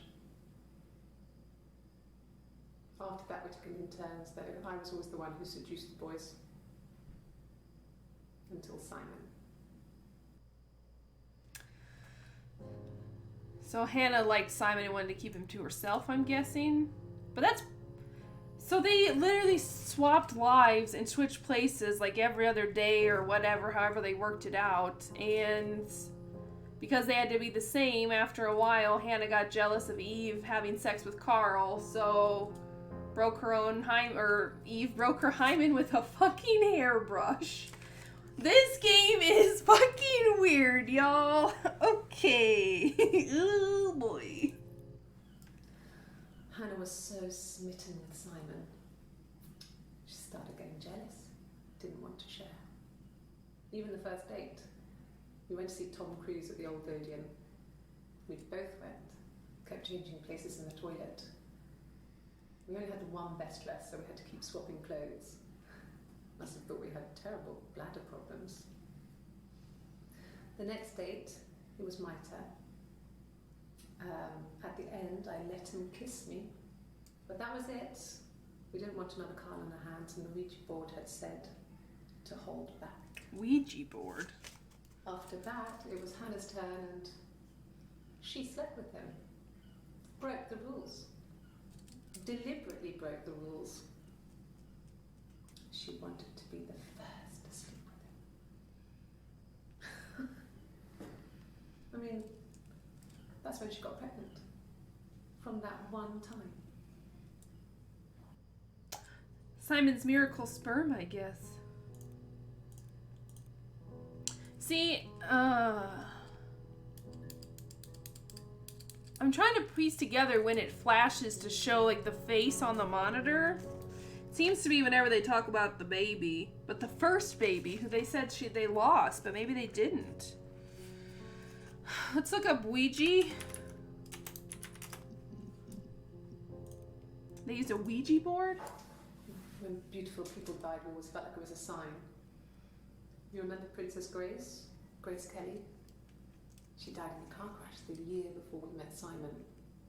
We used a Ouija board to speak to her, and that gave us the power to find him. That's what we thought then. That people who died tragically leave some kind of magic behind. We used to share dreams. We used to wake up and write them down in our diaries immediately and compare them.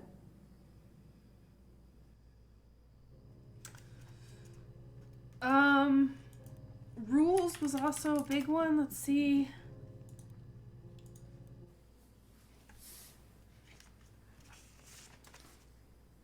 Okay. She's being chased. They're trying to catch her because she did something bad. I guess she broke the rules. Or maybe they think she did something bad. Maybe it wasn't her fault. She looks scared, not guilty. Maybe it was mistaken identity. Did they catch her there? I don't know. Mistaken identity, eh? So maybe Hannah didn't kill Simon. Maybe Eve did and pinned it on Hannah. Because Hannah cut him with the mirror, we thought, because she put on the wig, but either one of them could have done that. Or Eve could be lying at the end, because she said her sister's gone and away, and they're not interviewing, the twins in the same room. I'm really banking on this twins theory, though. I mean, God knows. Because of the tattoo. It lasted about 6 months. I tried to carry on, but everything was different. Hannah insisted I not pretend to be her around Simon, let alone sleep with him. We didn't share him like the others. The rules had changed. Me living in the attic had become weird, in a way it hadn't been before.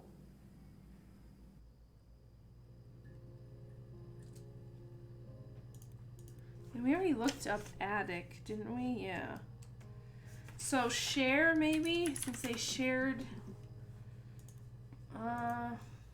Yes, there's a car that we share, a Cavalier, and a van he uses for work. It's owned by Eric, but we look after it. Both of them are there now, parked in the street. I'm not sure about the keys for the van. I can look for you when I get back. Okay. Well, and we haven't really. I'm trying. Okay, I think we've pieced enough of like their background from their childhood together. She doesn't want to say anything, or she didn't say anything else about Florence, the midwife, or the stairs and like pushing her down.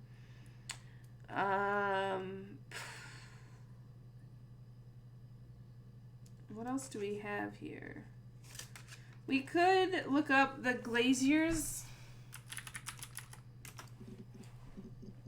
Oh. Well, that's where you worked. A mobile phone? Yeah. Well, they have one for the Glaziers, but it's only for work. I can't remember the number. It's in the kitchen. I saw it plugged into its charging cradle. Mobile phone. Diane is really nice. She helps out with the Glaziers, organises the Christmas party, that sort of thing. They have 2 kids, really sweet kids. She used to look out for me when I worked there. She's got something on her face. We don't see this blue t-shirt very often. Do you see Diana that? is really nice. She helps out with the glaziers, organises the Christmas party, that sort of thing. They have 2 kids, really sweet kids. Looks like a She bruise. turned out for me when I worked there. Or really heavy makeup. Okay, Diane's Eric's wife. I did. Well, we met when we were 17, both working at the glaziers. Okay, so they worked together. That's how they met. No. Everyone loved Simon. He's a glazier. He doesn't have much money. I mean, I don't know. I don't know. So they're asking, like, if you had any enemies, I'm guessing. So...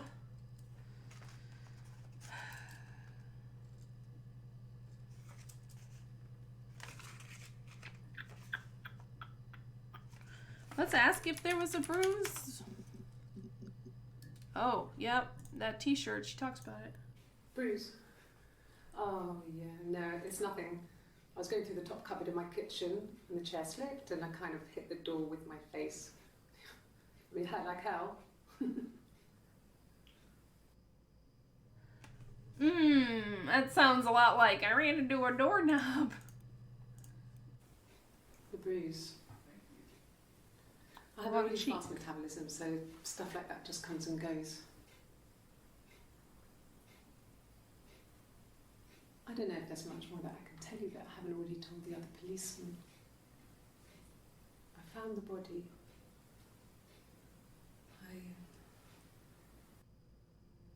She touched the wrong cheek. So this is Eve. 627 is Eve.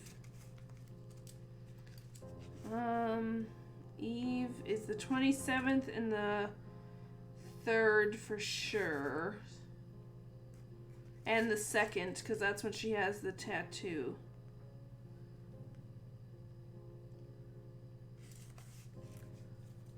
Because she did the reflection. Like, if you look in a mirror, it looks like it's your opposite cheek. And because she didn't have the bruise, but Hannah did.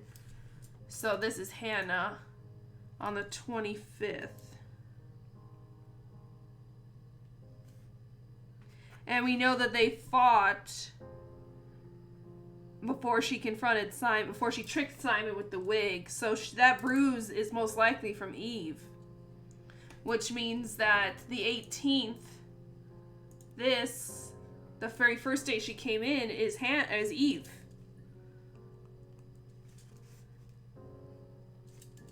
So Hannah came in once, and then I think... I haven't saved any sessions, but there's a time when she wears like a white and blue shirt. That's when she's very offended about being asked about certain things. I think that's Hannah. But it's mostly Eve talking to the police officers because she's more confident. If one of us got hurt, the other one would have to be hurt too. A grazed knee, a bruise. When I lost my tooth first, we had to pull out Hannah's to match. Once, I slept with a boy who was seeing another girl. The girlfriend came up to Hannah the next day and punched her in the face, gave her a huge black eye. That night, she had to do the same to me. And she almost went too far. I couldn't see out of that eye for days. She snuck a frozen piece up for me from the kitchen. So much of our bodies was synchronised anyway. We started our period on the same day. All our childhood diseases, stomach bugs, nits. Huh. Sync. Let's see if there's anything else about them being in sync. Not the band. Nope. Okay. I'm trying to look and see what else. I guess we can type in Eric, see if there's anything else about his place of work, because what we're kind of missing now, if they truly are twins, and it seems to be that way. I mean, there's a chance that it was a friend that looked a lot like her, but that doesn't seem to match up with the fact that the midwife stole her. If that's even true, they are crazy about fairy tales. This whole thing could be one person who's making up this shit, and they're not twins at all. It's just one person, It could be somebody with like multiple identities. I mean, but with the tattoo, I don't think so. But okay, let's see. So Eric is Simon's boss. Yes, that would be in his wallet. It's a Visa, a silver one. He doesn't like to spend money he doesn't have, so he usually pays with cash, but Eric convinced him to get one. So he usually paid in cash. He didn't like to pay on credits. Okay. Eric was like an uncle to him. They were pretty close. They spend a lot of time with each other, especially when they have to go to conferences. Have you met his wife, Diane? Okay, she really likes Diane. And Diane's children, who are very sweet. Oh God, the guitar moment again. Oh no. 6:30. Okay, so that's the other time I think it's Hannah. Okay, we don't have much from this day. Not really. He would go to the pub. He had his drinking buddies there, but no one ever really came back to the house. Sometimes Eric, his boss, and his wife would come over for dinner. That would be us returning the favour.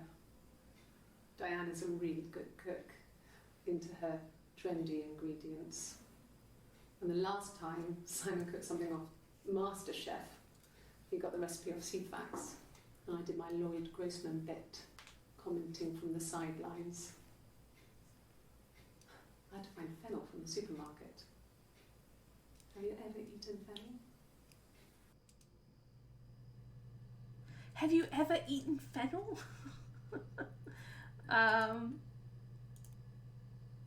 Interesting. Simon and Eric arguing? No, I can't imagine they'd be arguing. They get on so well. Unless it was something to do with work. Maybe Simon was being too much of a perfectionist. But I don't know. You should ask Diane. It's still so weird, the guitar. And the guitar, sorry, my chair's really squeaky and I'm like moving around. The guitar song she sings, that ballad, which I've never heard about, but I've never heard about Lloyd Grossman or whatever this other stuff is either. Like that she tried to drown her sister and all that kind of stuff. So we need to find more about that night. The murder. Let's see if, like, the body, because we've already searched murder, weapon. Have we searched kill yet? I don't know. I've tried crossing things out, but I've got so many words. Yeah, we did search kill. Okay. His body. Didn't look real. His throat. It looked like his throat had been cut.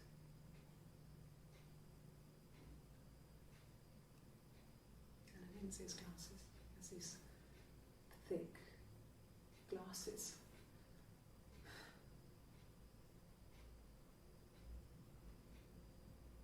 He doesn't always wear.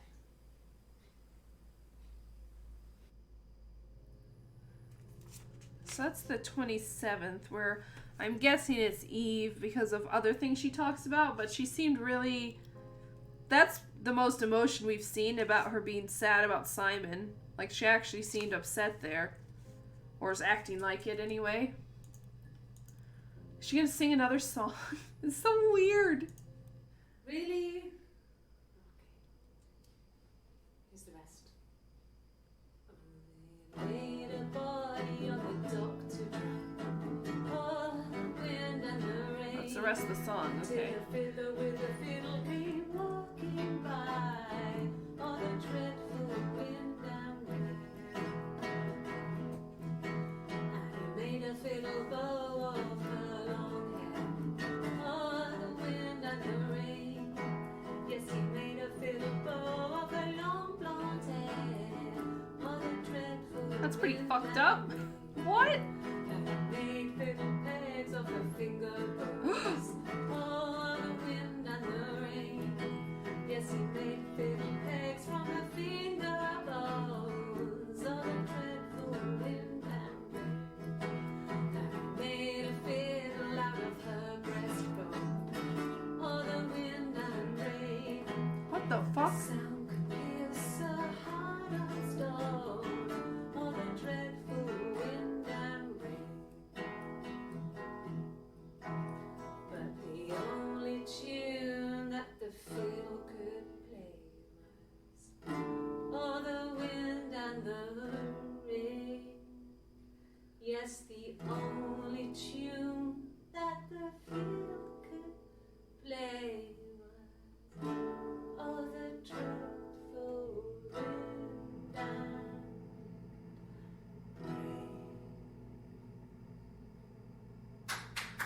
Oh, they clap. That's like the only time we actually hear them. Anything you sing may be used as evidence against you.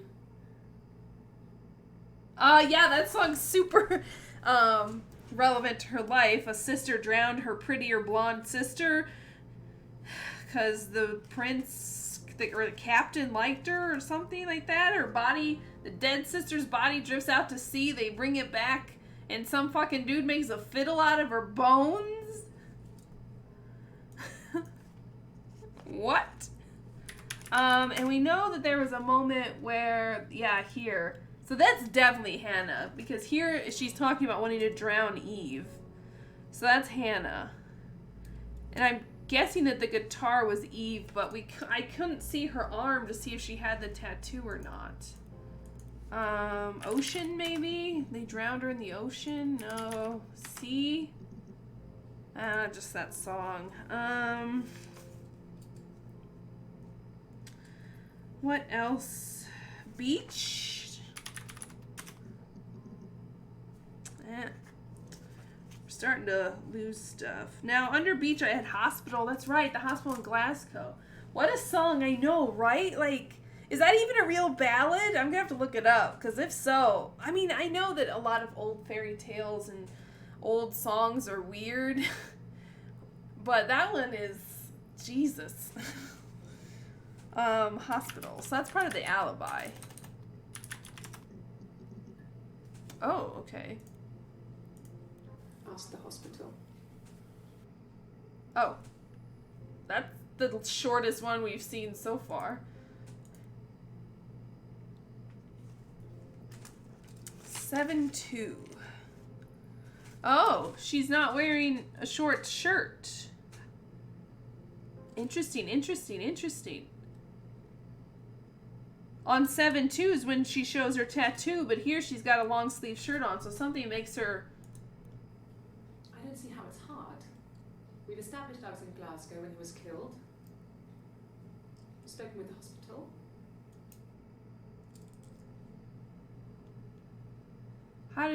Is it hot? And she, like, takes her shirt off, or does she, whoop. Hot. Oh. That's not the shirt, though. 1984 was an awful year in the end. We were living at Doug and Eleanor's. I lost the baby at the end of spring and my parents died in the summer. It was a hot summer, a heat wave. So when they discovered the bodies, it was just awful. Because of the circumstances, them dying together like that, they brought in a lot of police. A forensic entomologist. I had to look that up. It was because of the heat. It was just awful. Okay, so that's her parents dying. Did she spill? Coffee? Why would she take her shirt off? See, here it is again.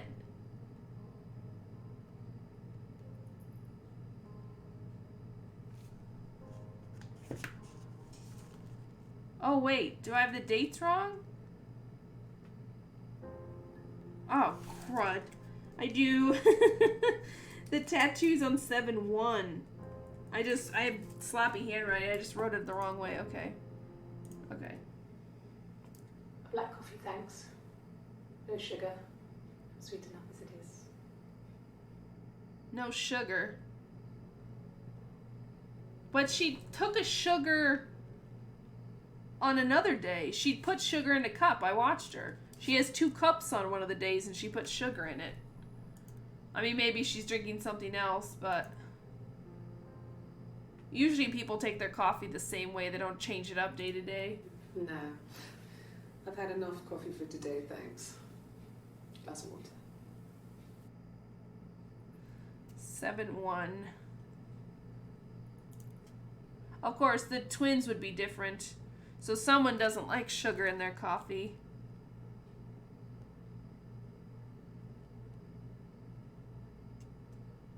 .418 or 618, I'm sorry. This one doesn't like sugar in their coffee, who I'm guessing is Eve, which means Hannah does take sugar. Coffee, I guess. Milk and sugar.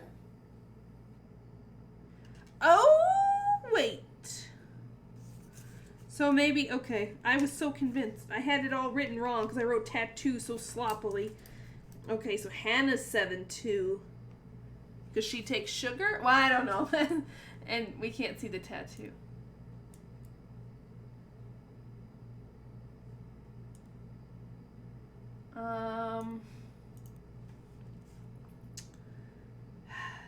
Let's try parents.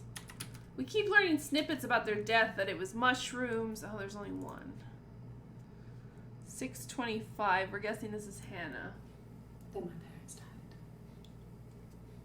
It was the worst year of my life. A miscarriage and then my parents.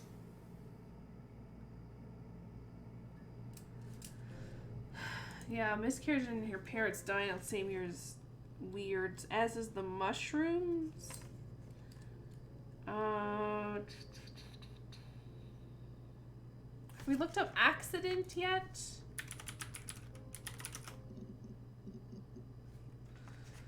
We must have, or we've already watched them. I'm trying to look now because we're not learning so much new stuff, so some of the words we still haven't searched yet is February. That was really early on. The picture she was looking at of herself. And this is 7/1. This is the day we've seen the least of. Well, I don't know. I probably had to pop out and get something. That's why I was speeding. And that wouldn't have been noted on my timesheet. But I really can't remember back to February.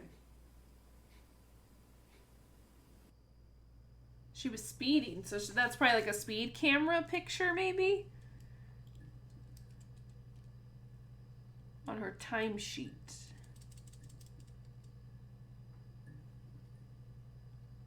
Because she doesn't work at the Glaziers anymore. She mentioned something about kids singing to her at her work. Let's see, job.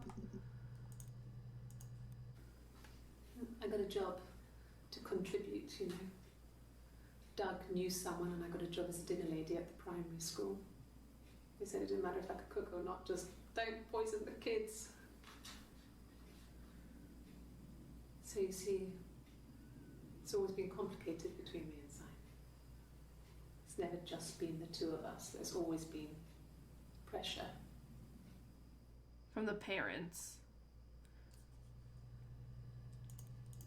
Doug. Well, oh wait, there's another one.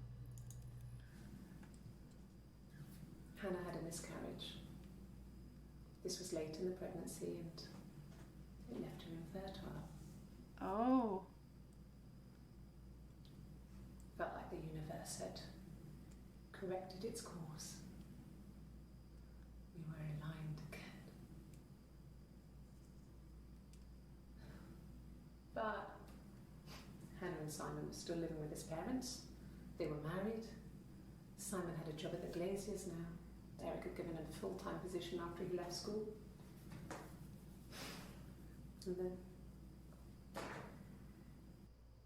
And then the parents died because the miscarriage happened. And then the parents died. Yeah. They'd gone to bed feeling ill, thinking it was flu or something. The neighbour called me, I had to use my key to let them in. We found them dead in their bed. And they'd been there for days. No one had noticed. Just awful. It was so soon after my miscarriage. The worst year of my life. I'd been so happy to get married, and after that it was just like, fuck.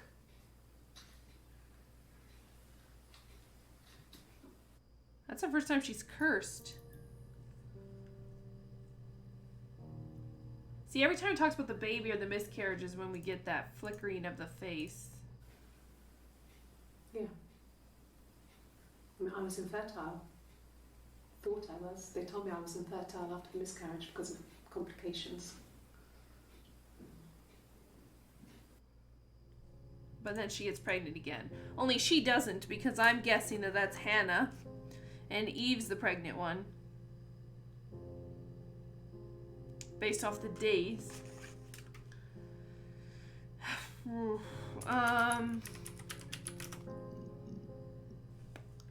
One new one. I think it was that time, the first time at the house, in his bed, that I got pregnant.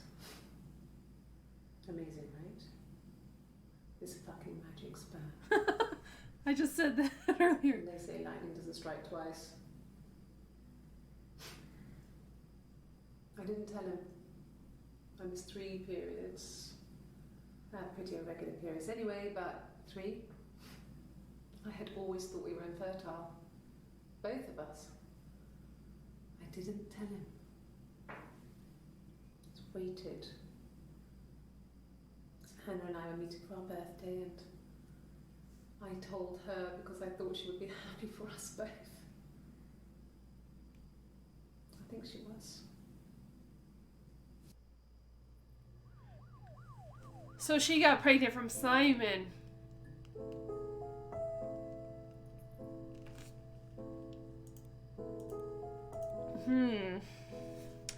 Just try baby.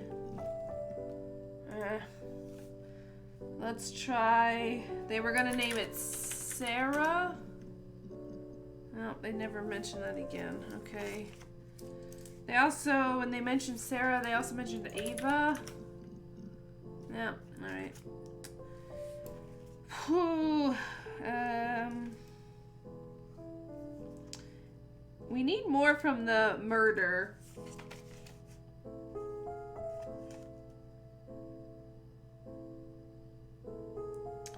The music's really like pumping it up now, isn't it? Try like, let's try if there's anything else about the funeral. Yes, it was a cremation for the best. We both wore black and had veils, so it was easy. And after the funeral, everyone came back to the house. Hannah served up sandwiches, and I stayed out of sight. So they both attended the funeral, but only Hannah was like the host.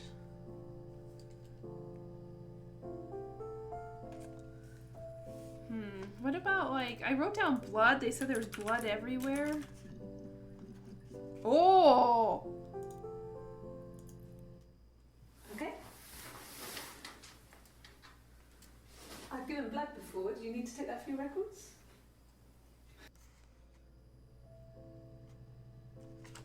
That must be like at the end of the day on 6/25.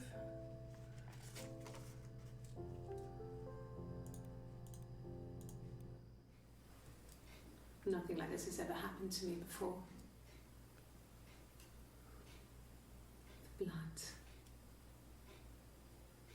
It's probably the worst thing that's ever happened to me. The blood. Like I said before, it was 3, something like that. I walked in, saw Simon. He was on the floor of the living room. His throat had been cut. There was a lot of blood.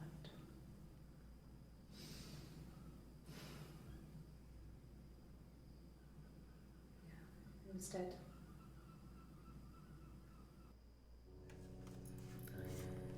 So, I have 8 p.m. written down, but I don't remember what that was, and now we know that 3 a.m. is when Eve returns from Glasgow. I'm guessing, because that's the alibi, right, is that she was up there and was checked in the hospital and drove back. So she got back at 3 a.m., and that's when he was dead by Hannah. She was sat behind him. She had my wig on. And she'd been there all day.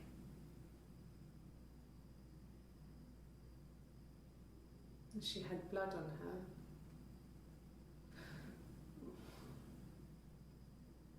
And she was in shock. Hmm.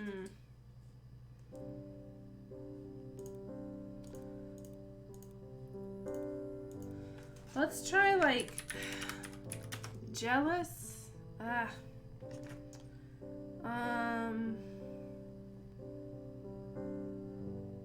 Clean, maybe? Because they had to clean up the blood, hide the body. We've already searched body. There's one more. Then she told me she wanted to help more. She said I should move in with her. She would come clean with Simon about me. I was family. I couldn't have a baby in a bedsit. I told her I didn't want to tell Simon. Told her to wait for the time being.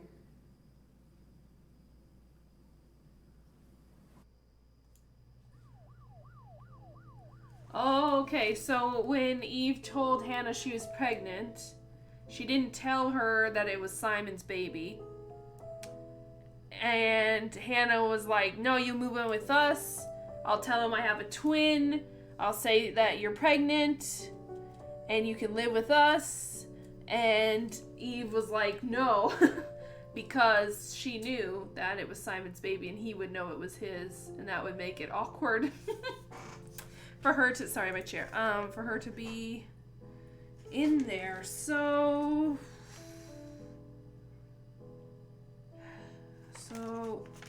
I'm running out of words to search here. Let's try family. Nothing new. Let's see.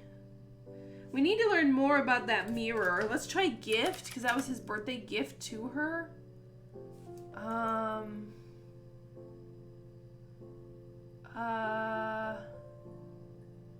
We already searched present. It had silver on it? Hey. No, on his clothes. That would make sense. He made it. By hand. I mean, he brushes the silver onto the glass. It's not how they make mirrors these days. I mean, he made the mirror. And he gave it to me.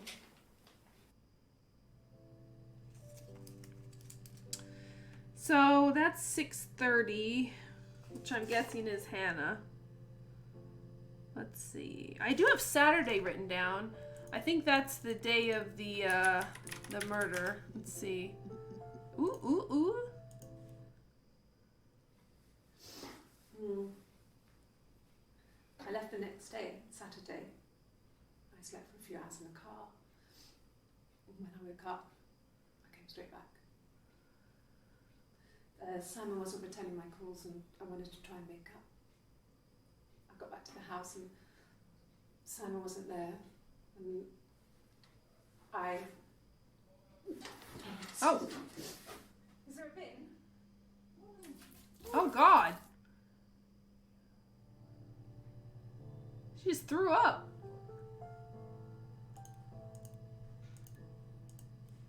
It was late. Early Saturday morning. Oh, she's pregnant. 6:27 is Eve. I'm guessing it's morning sickness.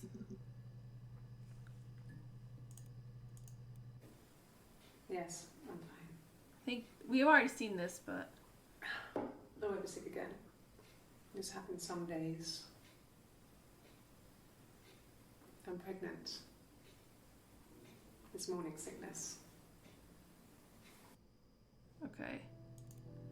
And that's when she puts her hair up. Is after throwing up.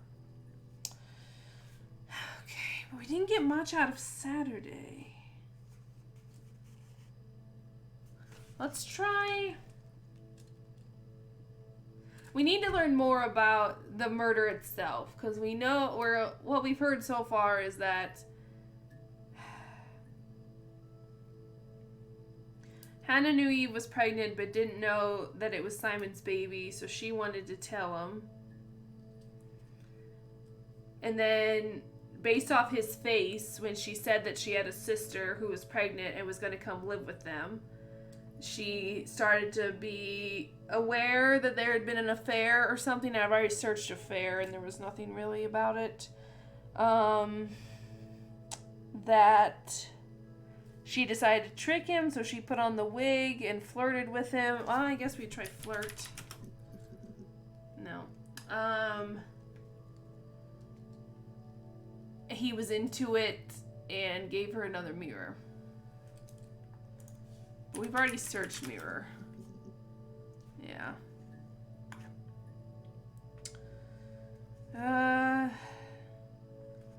Let's see. I don't have many words left on the front. I've got story. Yes, like a story. A beginning, a middle, and an end. Like a story.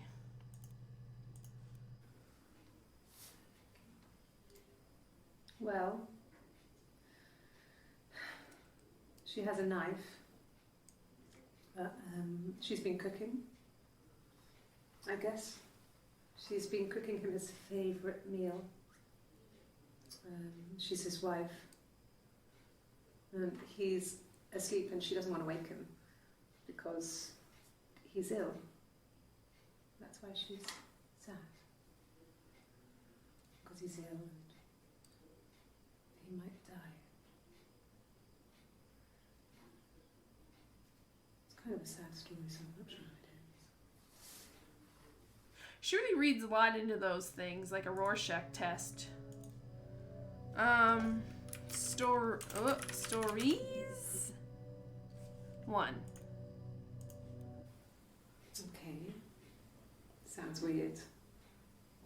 I'm not great at making up stories. Oh, yeah, you are. You're making up a big one. How about die? Death? Dead? Oh! That's all that matters, really. The baby. Simon's dead, but the baby, that's how he will live on. Our baby.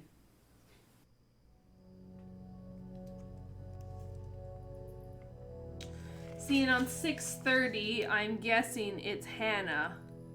So the our baby isn't her and Simon, it's her and Eve and Simon. It was supposed to be a secret. Just because Simon is dead doesn't mean I have to give up all his secrets. It doesn't have anything to do with what happened to Simon. No one murdered my husband because he cheated his expenses for a romantic weekend in Oxford.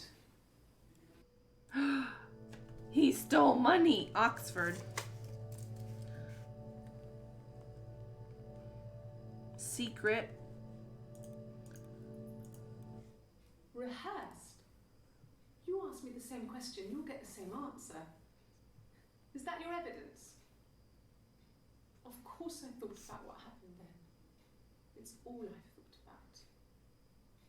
My husband is dead. I'm guessing this is when they start piecing together that she's a twin. Because this is the last day before the lie detector test.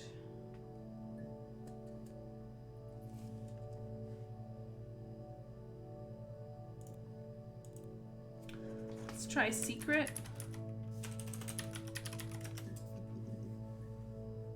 Only one. I hoover my dust every week. Maybe less. I once asked Eleanor how often I should dust, and she said, if people ask, tell them you do it once a week, but every few weeks is okay. I think she was just trying to make me feel better. I mean, when I was there, she was hoovering every day. Ran an ordered house. You know how that generation is, putting on a brave front. She has secret stashes of cigarettes. Doug doesn't even know she smokes. When I was there, I saw her. She has these sort of porcelain vases, ornamental, next to the Reader's Digest books. Cigarettes inside. And she still has them. I mean, last time I was there, I looked in a vase. There was a fresh pack. I mean, all those years of marriage, and she still has a secret like that. How do you not know when someone's smoking? The smell? they kissed, like the taste, as gross as that is. Oxford, and then I think we look up Doug and Eleanor. There was a conference, something to do with double glazing, in Oxford. So there was a conference, and he brought her along? Are you sure? What would he be doing in Oxford if there was no conference? I remember calling him. He said it was boring and he spent most of the time at the bar. Interesting. So what was this? It was supposed to be a secret. Just because Simon is dead doesn't mean I have to give up all his secrets. It doesn't have anything to do with what happened to Simon. No one murdered my husband because he cheated his expenses for a romantic weekend in Oxford.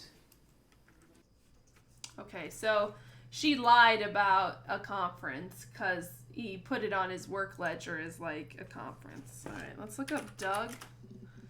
Just Simon's dad. Yeah. I've been round to Doug and Eleanor's and they're very worried. I feel sorry for them.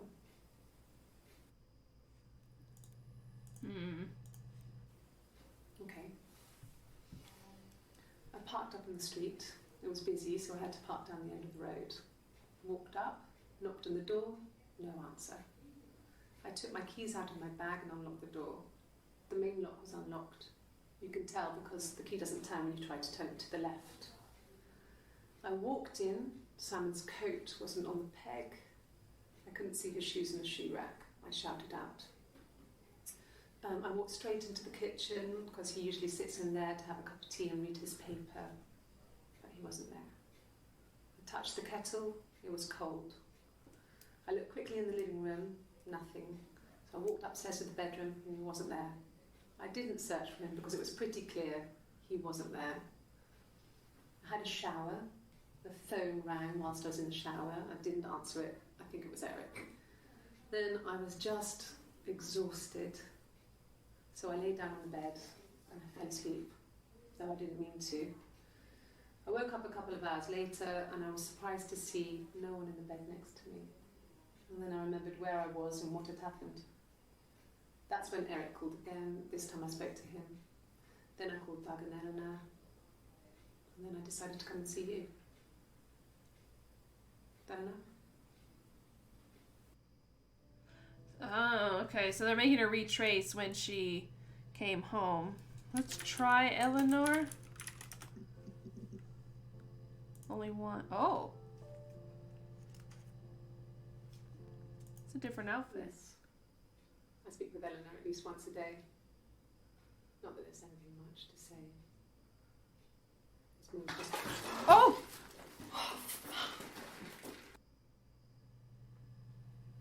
Oh! So I was looking up spill and coffee and everything, thinking it was the wrong day, but she still did it. She still wore a long sleeve on 7/1. Because we've mostly seen her play the guitar, the tattoo with the short blue shirt that she's wearing under this. So she did spill her coffee. And that's Eve. Because of the tattoo. Interesting.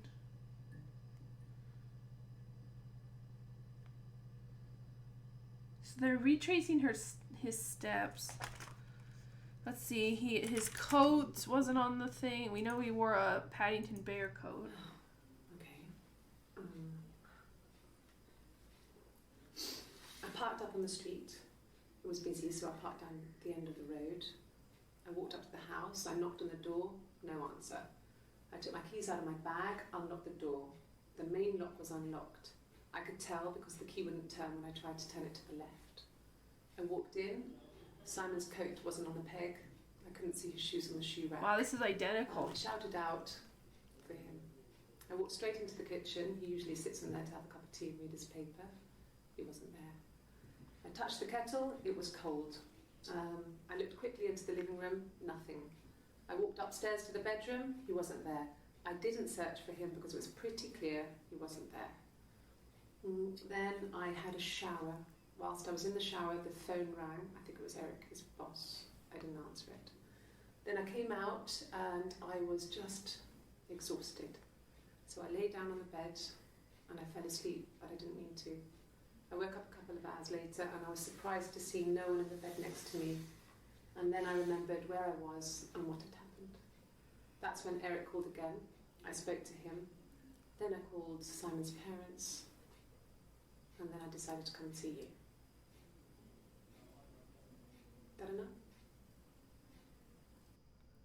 So she gave that exact same testimony. Okay.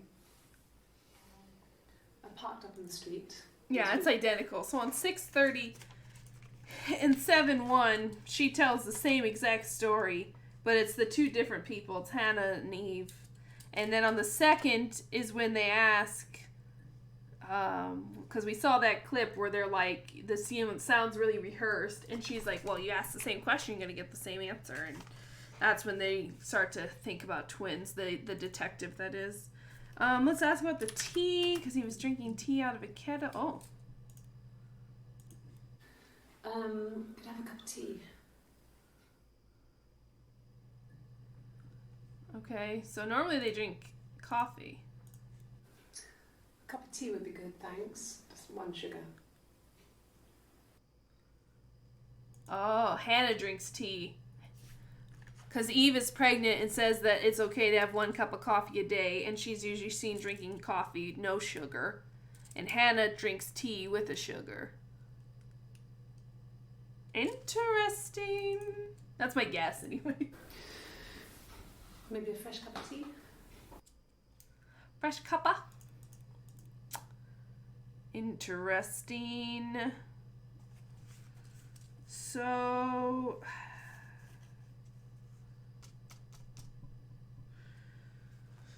I've got on here plumber. I've got on here lawyer. Maybe... Oh, ho, ho, ho.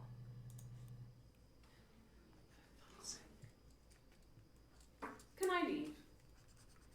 Are you going to arrest me? No. They'd laugh you out of the building. A lawyer would make mincemeat of you. So on 7-2 is when they accuse her of having something, and that's when she brings up the lawyer. But she doesn't request a lawyer till the 3rd. Yes, I understand my rights. No, I don't need a lawyer. Yeah. But she changes her mind. Yes, no lawyer. What are you going to arrest me for? Okay, let's look up arrest.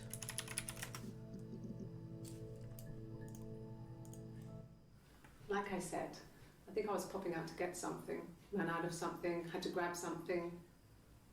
I sometimes drive too fast. If you want, you can arrest me for that. So that was when she got the speeding ticket. But she's very vague about what she had to go and get, although it was months before. This is a nicer room. Is this where you take people when it's time to arrest them? Oh.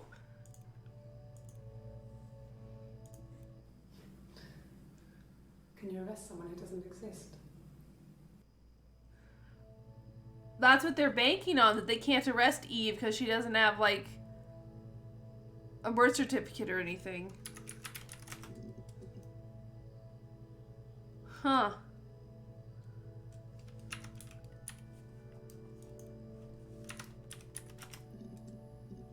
Yeah, I don't think you can ask for numbers. Yeah, maybe we have to type it out. They have their fight at 8, I thought she said. I think when I drove back, it was about 8 or something. And I got back to the house about 3.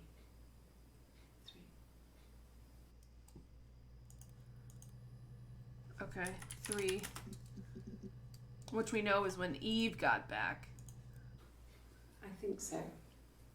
I mean, to get into our garden, we'd have to climb through other gardens. all the gardens back onto each other, so you'd have to climb over 1, 2, 3 gardens to get to ours. I mean, did anyone see anything? Did anyone see anyone come and go? An intruder?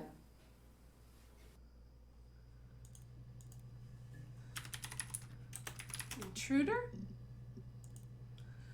Garden? Oh, yeah, spell it right. Oh my gosh. Sorry, I'm like holding my pen stupidly. Oh. We loved our cat, Domino. He had this little bell around his neck to stop him from killing birds in the garden. And we used to write each other notes and put them in the bell, and we could send them to each other. Mum found some of the notes once, and she thought I was just writing to myself because our handwriting was identical. And we had our own words for things, so she didn't quite understand them anyway. Oh, okay. So they had the knock code thing, and then they also did stuff with the cat. Okay.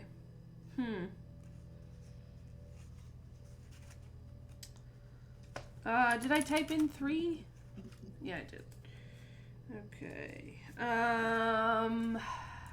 Glass? Window?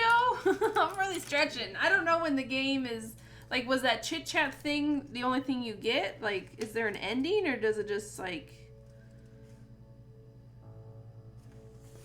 Did we type in February already and I just didn't cross it out? Yeah, we must have. Ernst. He says boss, that's the name of the company.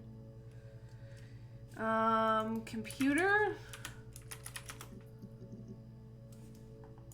She said something about an Amstrad. That's that one time. Phone. I'm reaching now, guys. Oh, something new. Sure. Yes, of course, if that would help. Will you phone the house to let me know when you want to come round? Then I can make sure that I'm there.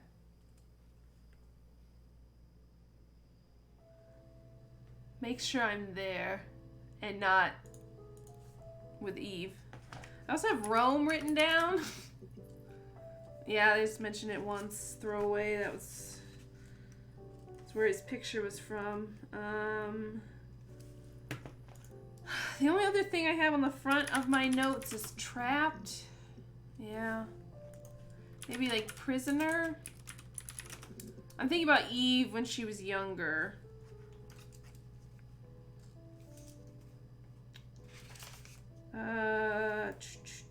Alone. Maybe that. Nope. Aligned? She's mentioned that too, like that they weren't aligned. Just the one time. How about Brighton? I'm not sure how to spell that. Like this? Yeah, nothing. The boxes in the basement.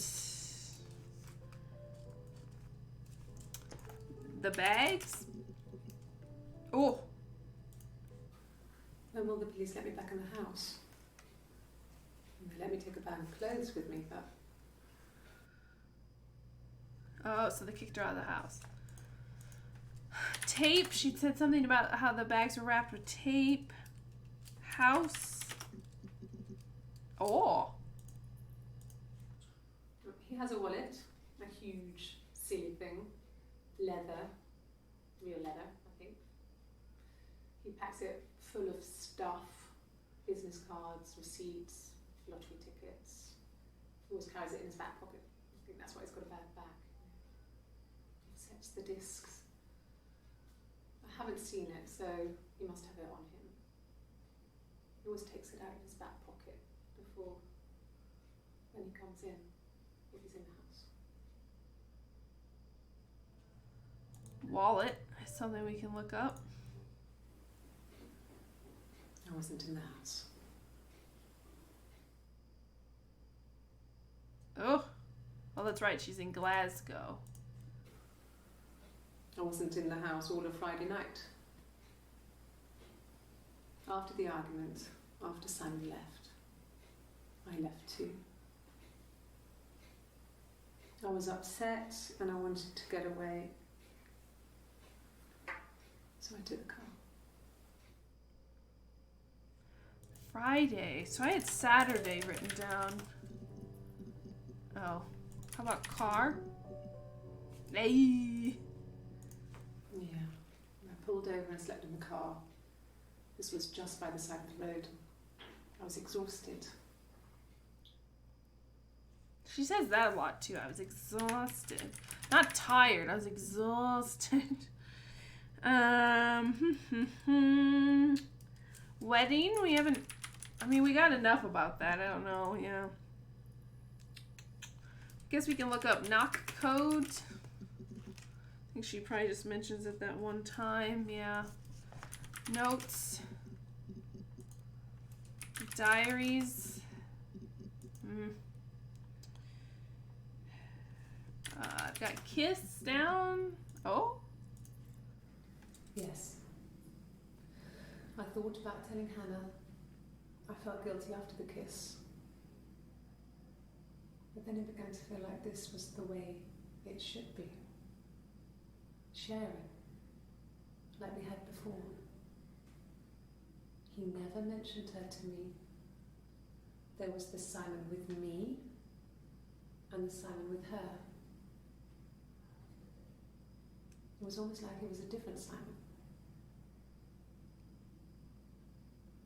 But there's a different Simon. So he was cheating on his wife, didn't tell the person he was cheating on that he was married, and he acted different around her. But despite being married and having sex for the first time, he didn't have a condom or other form of like birth control because she thought she was infertile, so she probably wasn't using birth control. after the kiss, the next time, he took me back to the house, to our parents' house, to their house. So, it was definitely him. I sometimes think he wanted to get caught to prove to himself that we were different people. He told me about his marriage, told me how his wife was completely different to me. I almost burst out laughing.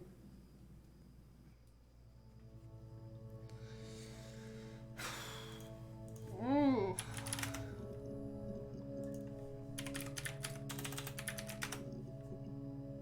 Oh, ho, ho.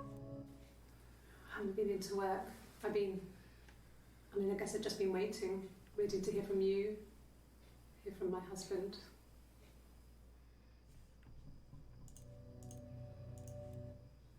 When you suspect someone of murdering their husband. So that was 627 already. They were, well, of course she's a suspect, but She's crying, I guess. She's sad because she thought she saw her husband with another woman. But it's okay, because she finds out it wasn't her husband, it was his brother. And so it's fine. oh, so it's not cheating. It's not Simon cheating if it's the sister, but we know that this is Eve because she has morning sickness. So she doesn't consider it cheating on Simon, but Hannah does. That's why Hannah gets so upset about the mirrors, that it's a betrayal. But to Eve, it's sharing and it's fine. I thought it made me sound suspicious. It's not a normal thing to do, to drive to the other end of the country. I wanted to keep it simple. I know it was stupid not to tell you everything. Saying I spent the night in Glasgow when my husband went missing, I thought it would, distract you from what was important. It's different now. Now he's... Now that they know that he's dead.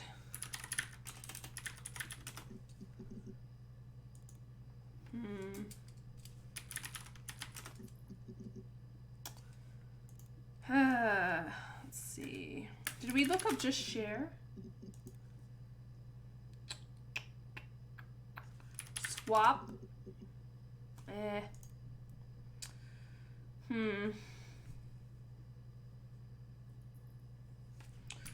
also have dollhouse written down, although...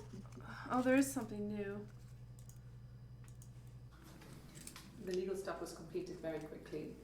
Hannah moved back in with Simon. Eric gave Simon the week off to help with the move.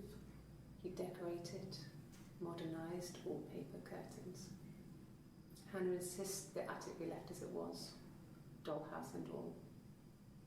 Simon never went up there. Because that's where she was hiding.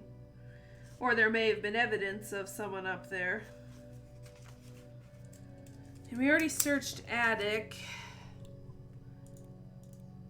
Legal. Move. Yeah. I'm all out of words, guys. But there's gotta be something else about that night. We need a little more information about the kill. Like, they cut his throat. Throat, maybe. Oh! On his throat. How? That's right. So here is the full mirror. Now we can see it does have the mirror part of it, the reflective part of it. But he was killed with this mirror, so it's definitely two people, I think. Because the other idea would be that it's one person lying, or one person with like multiple personalities. But, and it could be someone, like the same person putting on a wig or whatever, but Simon would really have to truly think that they're completely different people. So she'd have to act completely differently. And the tattoo is just, because he made two mirrors. His one mirror sitting here and the other one was used to cut him. Slice. Death. Cremation. They said they were going to get him cremated. I'm all out of words. I don't know, like, the game hasn't really... I mean, they popped up the chit-chat thing. I guess we can ask about, like the plea... Oh. Childhood sweethearts. Something like that. Are you married, detective?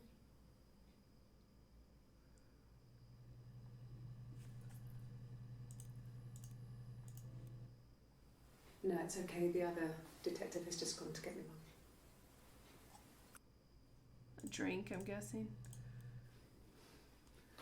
Must think it's very cool that their dad is a police detective. That's right, the kids. Well, there you go. How many kids? And we know that she works with children because she works at a school. Do you have children? She asks twice if he has kids. She has 2 different days. Well, there could be more than one detective, I guess. But otherwise, that's a slip up. Married? A long time. We got married when I was 17.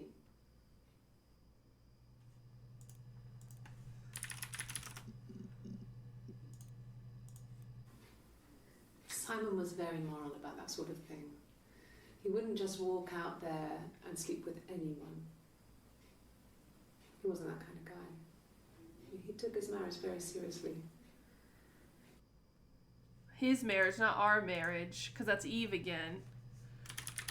I think we already looked up cheating, cheated. Oh! No, I have never been unfaithful. I've never cheated on Simon.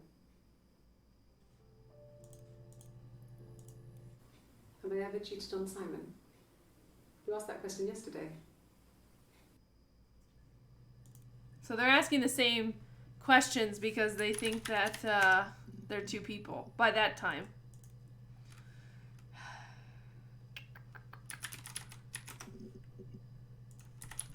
Oh, that stupid song. Sing. Guitar. Oh. No. No, Simon didn't play guitar. He wasn't very musical. He liked to listen, but he was tone deaf. Yes. Yeah, it's my guitar. Oh, so when they searched the house, they found the guitar.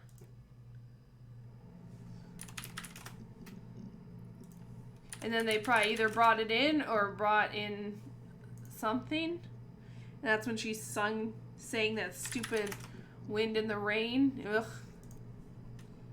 Ugh. Drowned. I'm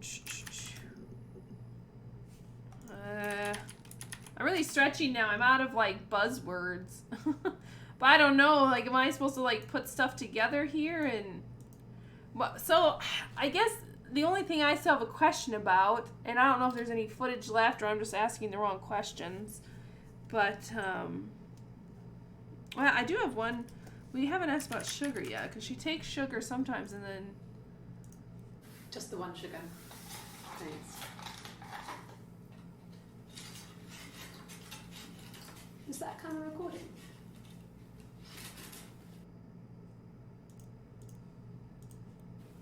Black no sugar. Thanks. Yeah, so sometimes she takes sugar and sometimes she doesn't. Camera.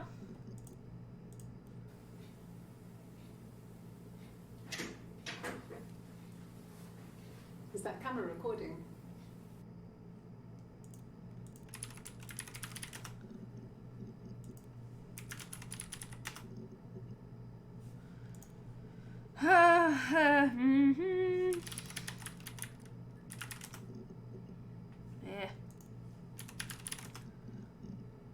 Just trying to think of other things.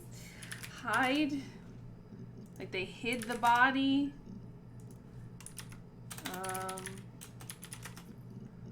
Oh no, it's a cellar.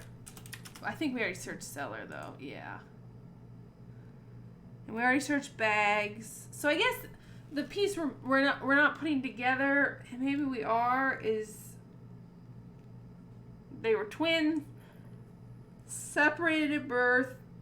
They hid Eve in the attic, and they swapped lives, took notes, and shared like every other day until they meet Simon, and Hannah falls in love and wants him for herself. Eve gets Simon interested, and then Hannah has sex with him for the first time and gets pregnant and decides that they're going to get married, or the parents decide for them that they're going to get married. They move out into Simon's parents' house, and Eve has to stay behind with the other parents. Hannah they get married, and then she has a miscarriage at 8 months.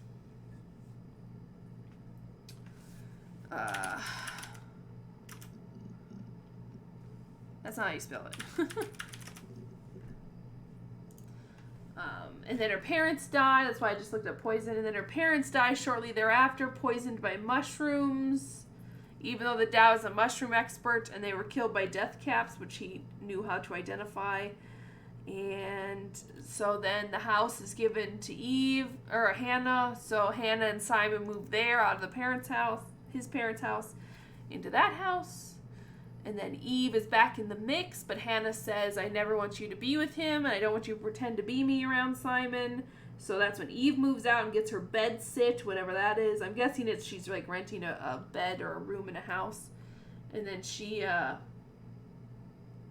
is singing on the side, gets a tattoo. Hannah gets another job.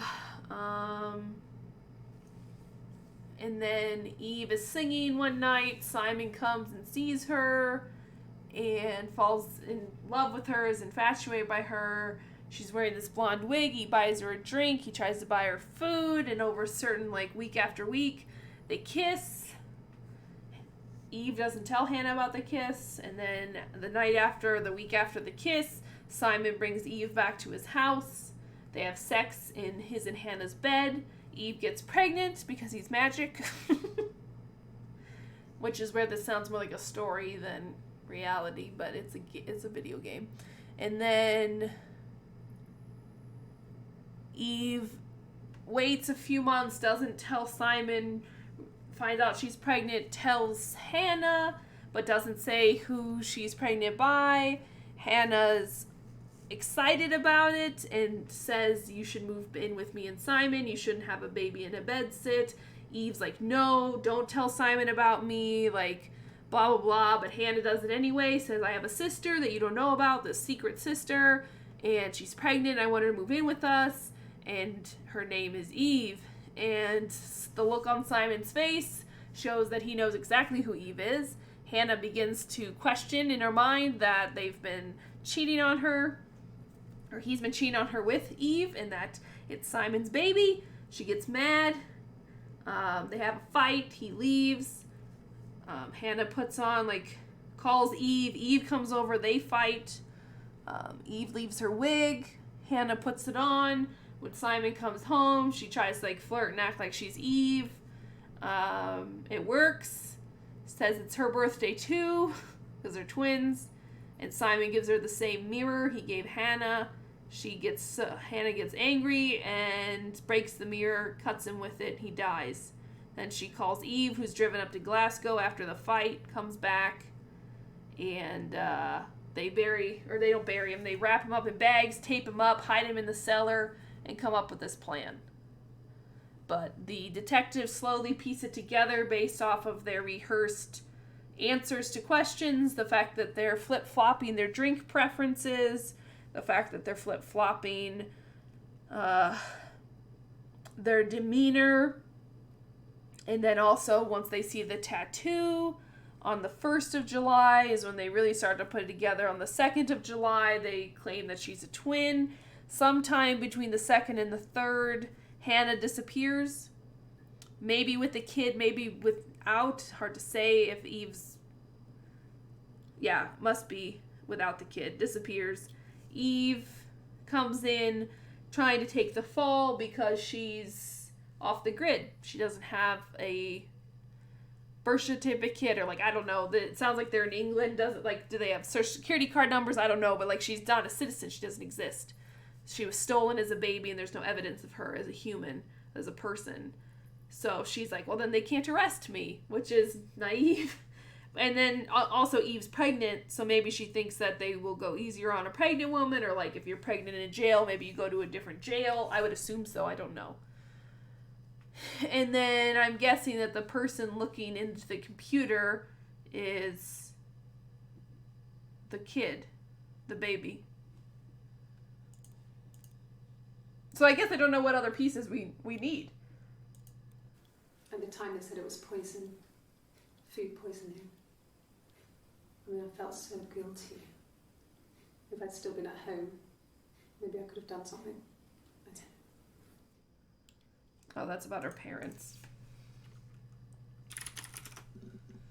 Who ate the mushrooms, which we've already looked up, I'm pretty sure. Death cap mushrooms is what they were. They cooked them. I guess I'm just looking for more clarification on why. I don't know. Now that I've stitched it all together, I feel like maybe we know enough. I just don't know what the game wants me to do with it.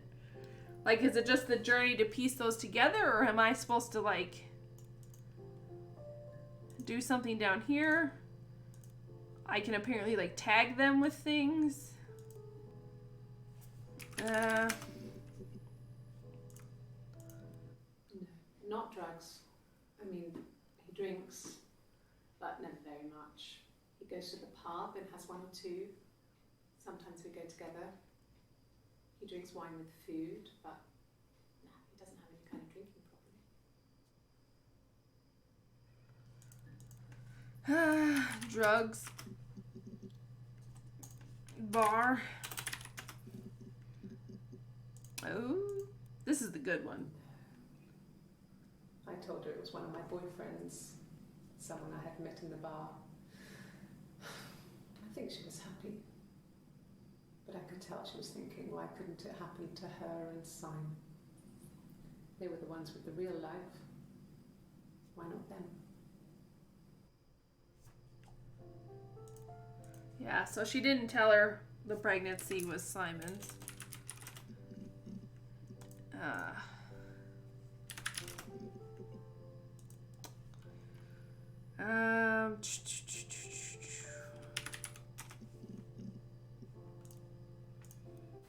God, I don't know. Could be anyone. Maybe someone followed him back from the pub. But why would he let them in? Doesn't make sense.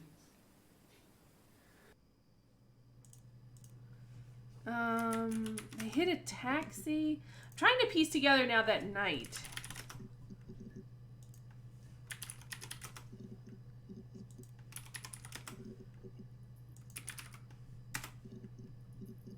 Oh. Simon's parents offered to put me up, but I didn't think it would be a good idea. It would be too sad. Not right now. I'm staying at a friend's. She's staying with Eve. And they don't ask what friend? And the hotel said he was there? Hotel. Oh, is this the Oxford thing? Okay, you got me. I'll confess. We were there. It was a dirty weekend. Simon was going to expense it, pretend it was a business trip. I used a made-up name. We stayed at the hotel, had room service, didn't leave the room, had a great view of the river, and you could hear the church bells. Like you said, it was very romantic. So that's more of their hidden time in Oxford, which I wonder if that was Simon and Eve.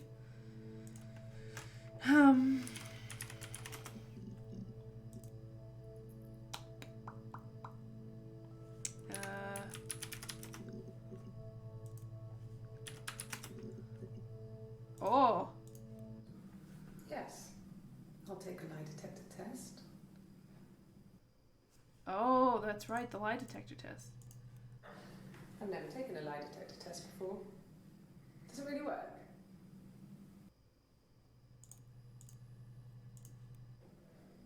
My name. That was the only question I failed.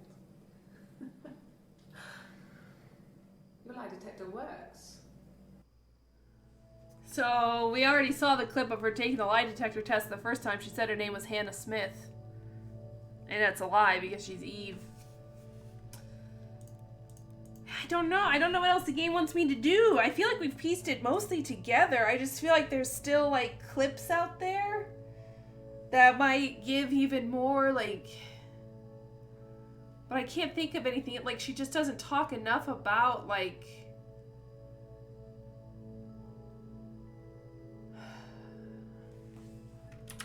Like that night is the only time where I feel like we're still missing like stuff.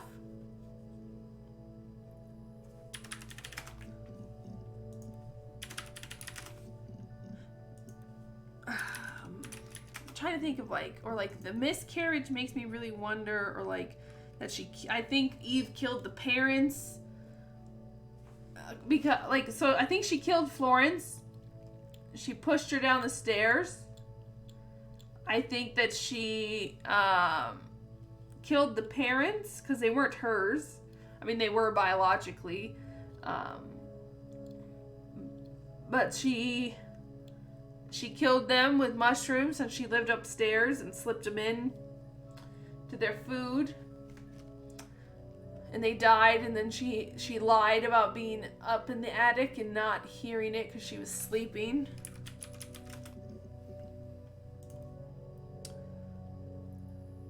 And I wonder if the miscarriage happened naturally or if it was Eve.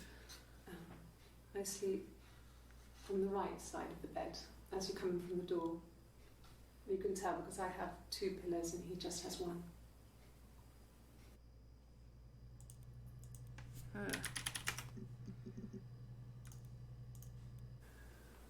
That can't be right.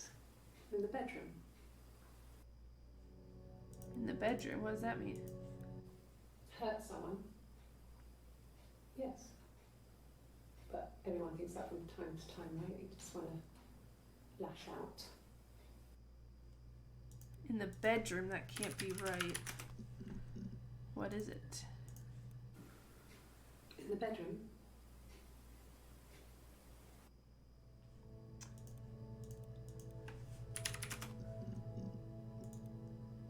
What's in the bedroom? Why is she so shocked? Is it hair? What kind of hairs?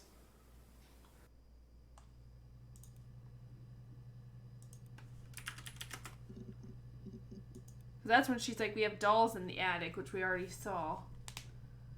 But that's where the wig comes in. So there was blonde hair in the bed.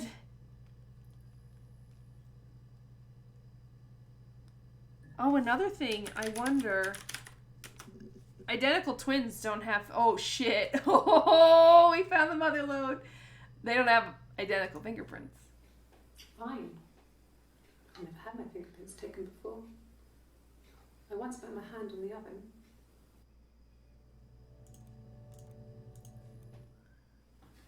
Fingerprints. Yes. Yeah.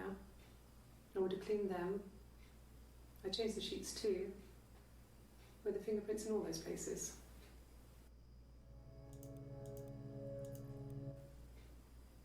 Could they have been my parents' fingerprints? I'm not sure how long they last for, but is that possible? And it was Eve's fingerprints. Really? Go on then. Take the cup. Run your fingerprints. They'll match. Fucking idiot. Oh, so now, okay, so on the second, they say they're twins, and detectives and police officers know that fingerprints don't match, but Eve is so certain, and this is, they're, like, Eve and Hannah are so certain that they're identical, that they think the fingerprints will match. She also, this is an explicative, but she says it a few times. No, I'm okay. Fuck.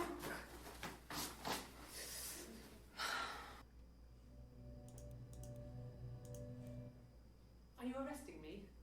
No. Fuck off. Oh, Open this door.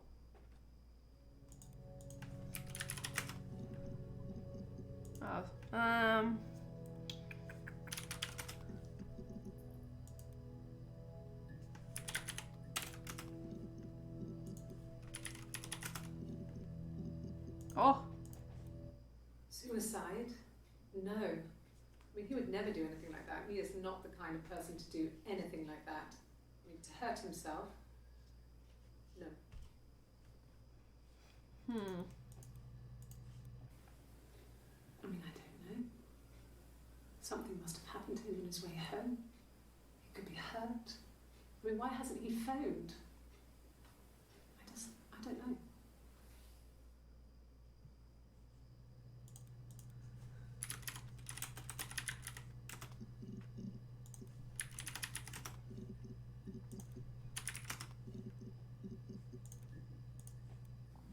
Mum and Dad had never had any reason to notice. They were always busy. If Hannah was eating a lot, they didn't mind. She didn't put on any weight. That girl has a healthy appetite. If they heard us talking in the attic, they just thought it was Hannah playing one of her games, and that Eve was our imaginary friend.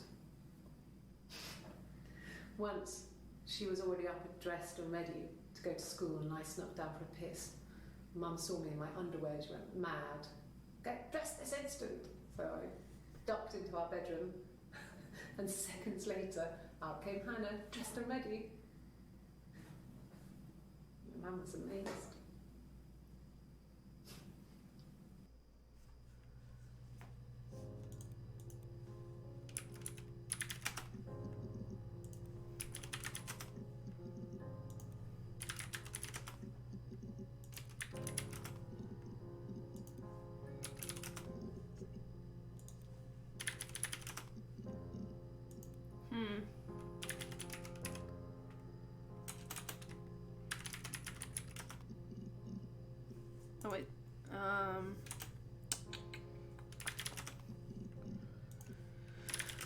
I don't know. I think I'm out of words, you guys. I think we've pieced enough together. I really want to learn more about, like, that night. Like the night of his death.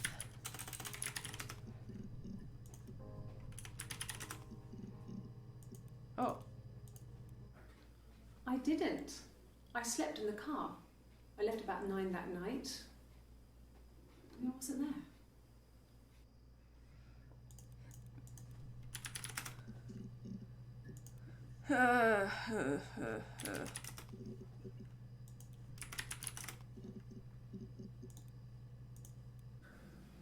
It's like I told you before. I drove. I took the car and drove. I don't have my own car, but I have a spare set of keys. I just drove north. I wanted to think, put some space between me and them. Everything I told you before is true. I stopped at Glasgow. I was tired, exhausted. I pulled out and I hit a car. My car was okay, but I was worried about the baby, so I went to A&E to get the okay. Everything was fine. Slept in the car. When I woke, I tried to call Hannah from a payphone. She wasn't answering. And then I decided to drive back. I had decided that she was more important to me than Simon.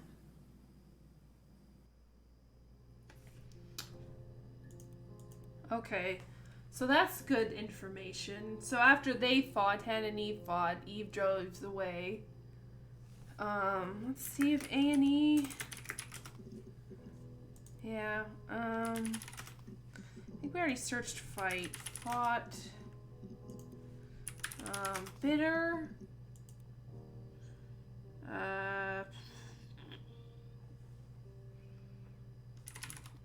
Did they... I don't know.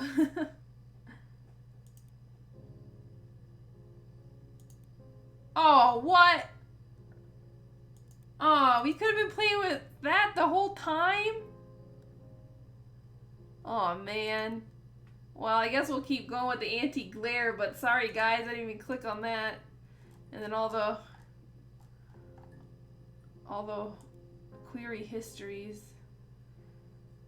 So she says, wait, some of these... See, we only see the first 5, so there's a ton of these that we're not seeing more of, like house. Like the living room, is there anything else there? I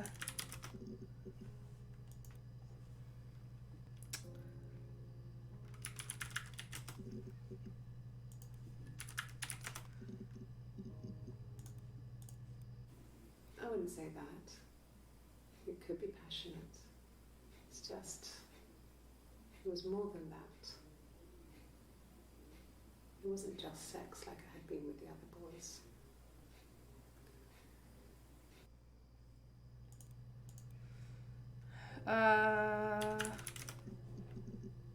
Oh, we never searched love? Thanks. Please find Simon. I love him so much.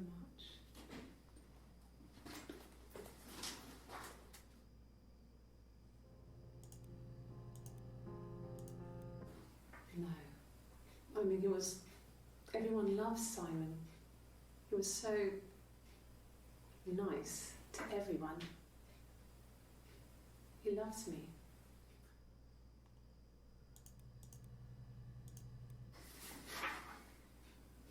Cute. He must love them very much. What ages are they?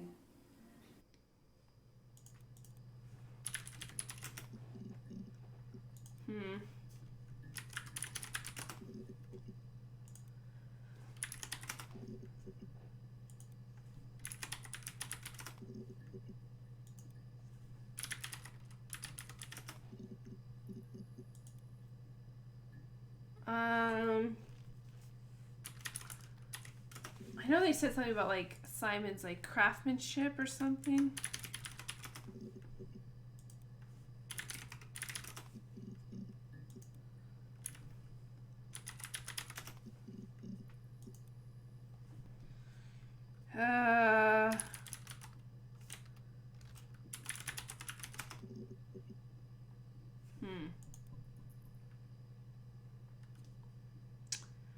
Well, it's about time I wrap up the stream. I think we found everything that we can on this. I'm not sure, like, again, I'm going to tell this chit-chat person that we're complete. I think we've pieced together the story, and from my perspective, and I'm sure there's clips we're missing.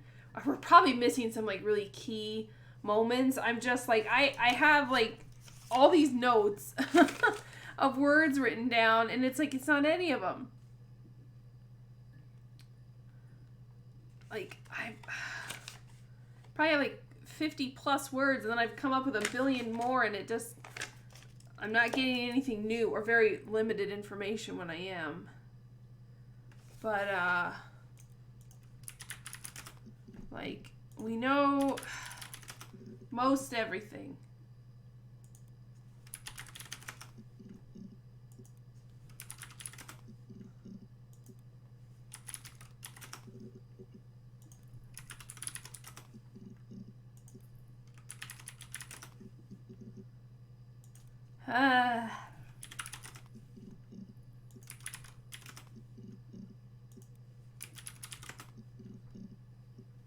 Yeah, I don't know. I think we're gonna call it here. We'll buzz him and see what happens. Yeah.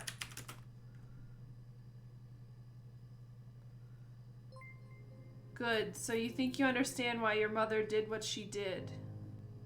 Your mother. So we are the baby. But our mother isn't Hannah, our mother's Eve, and Hannah killed.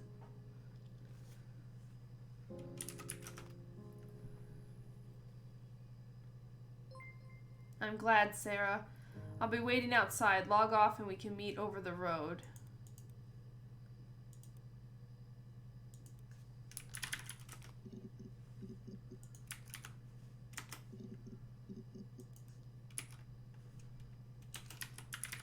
SB.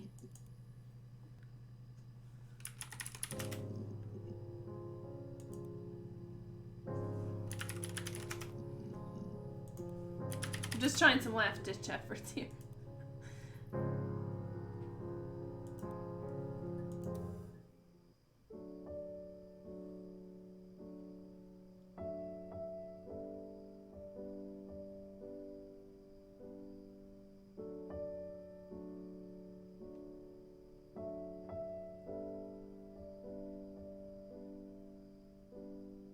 Huh.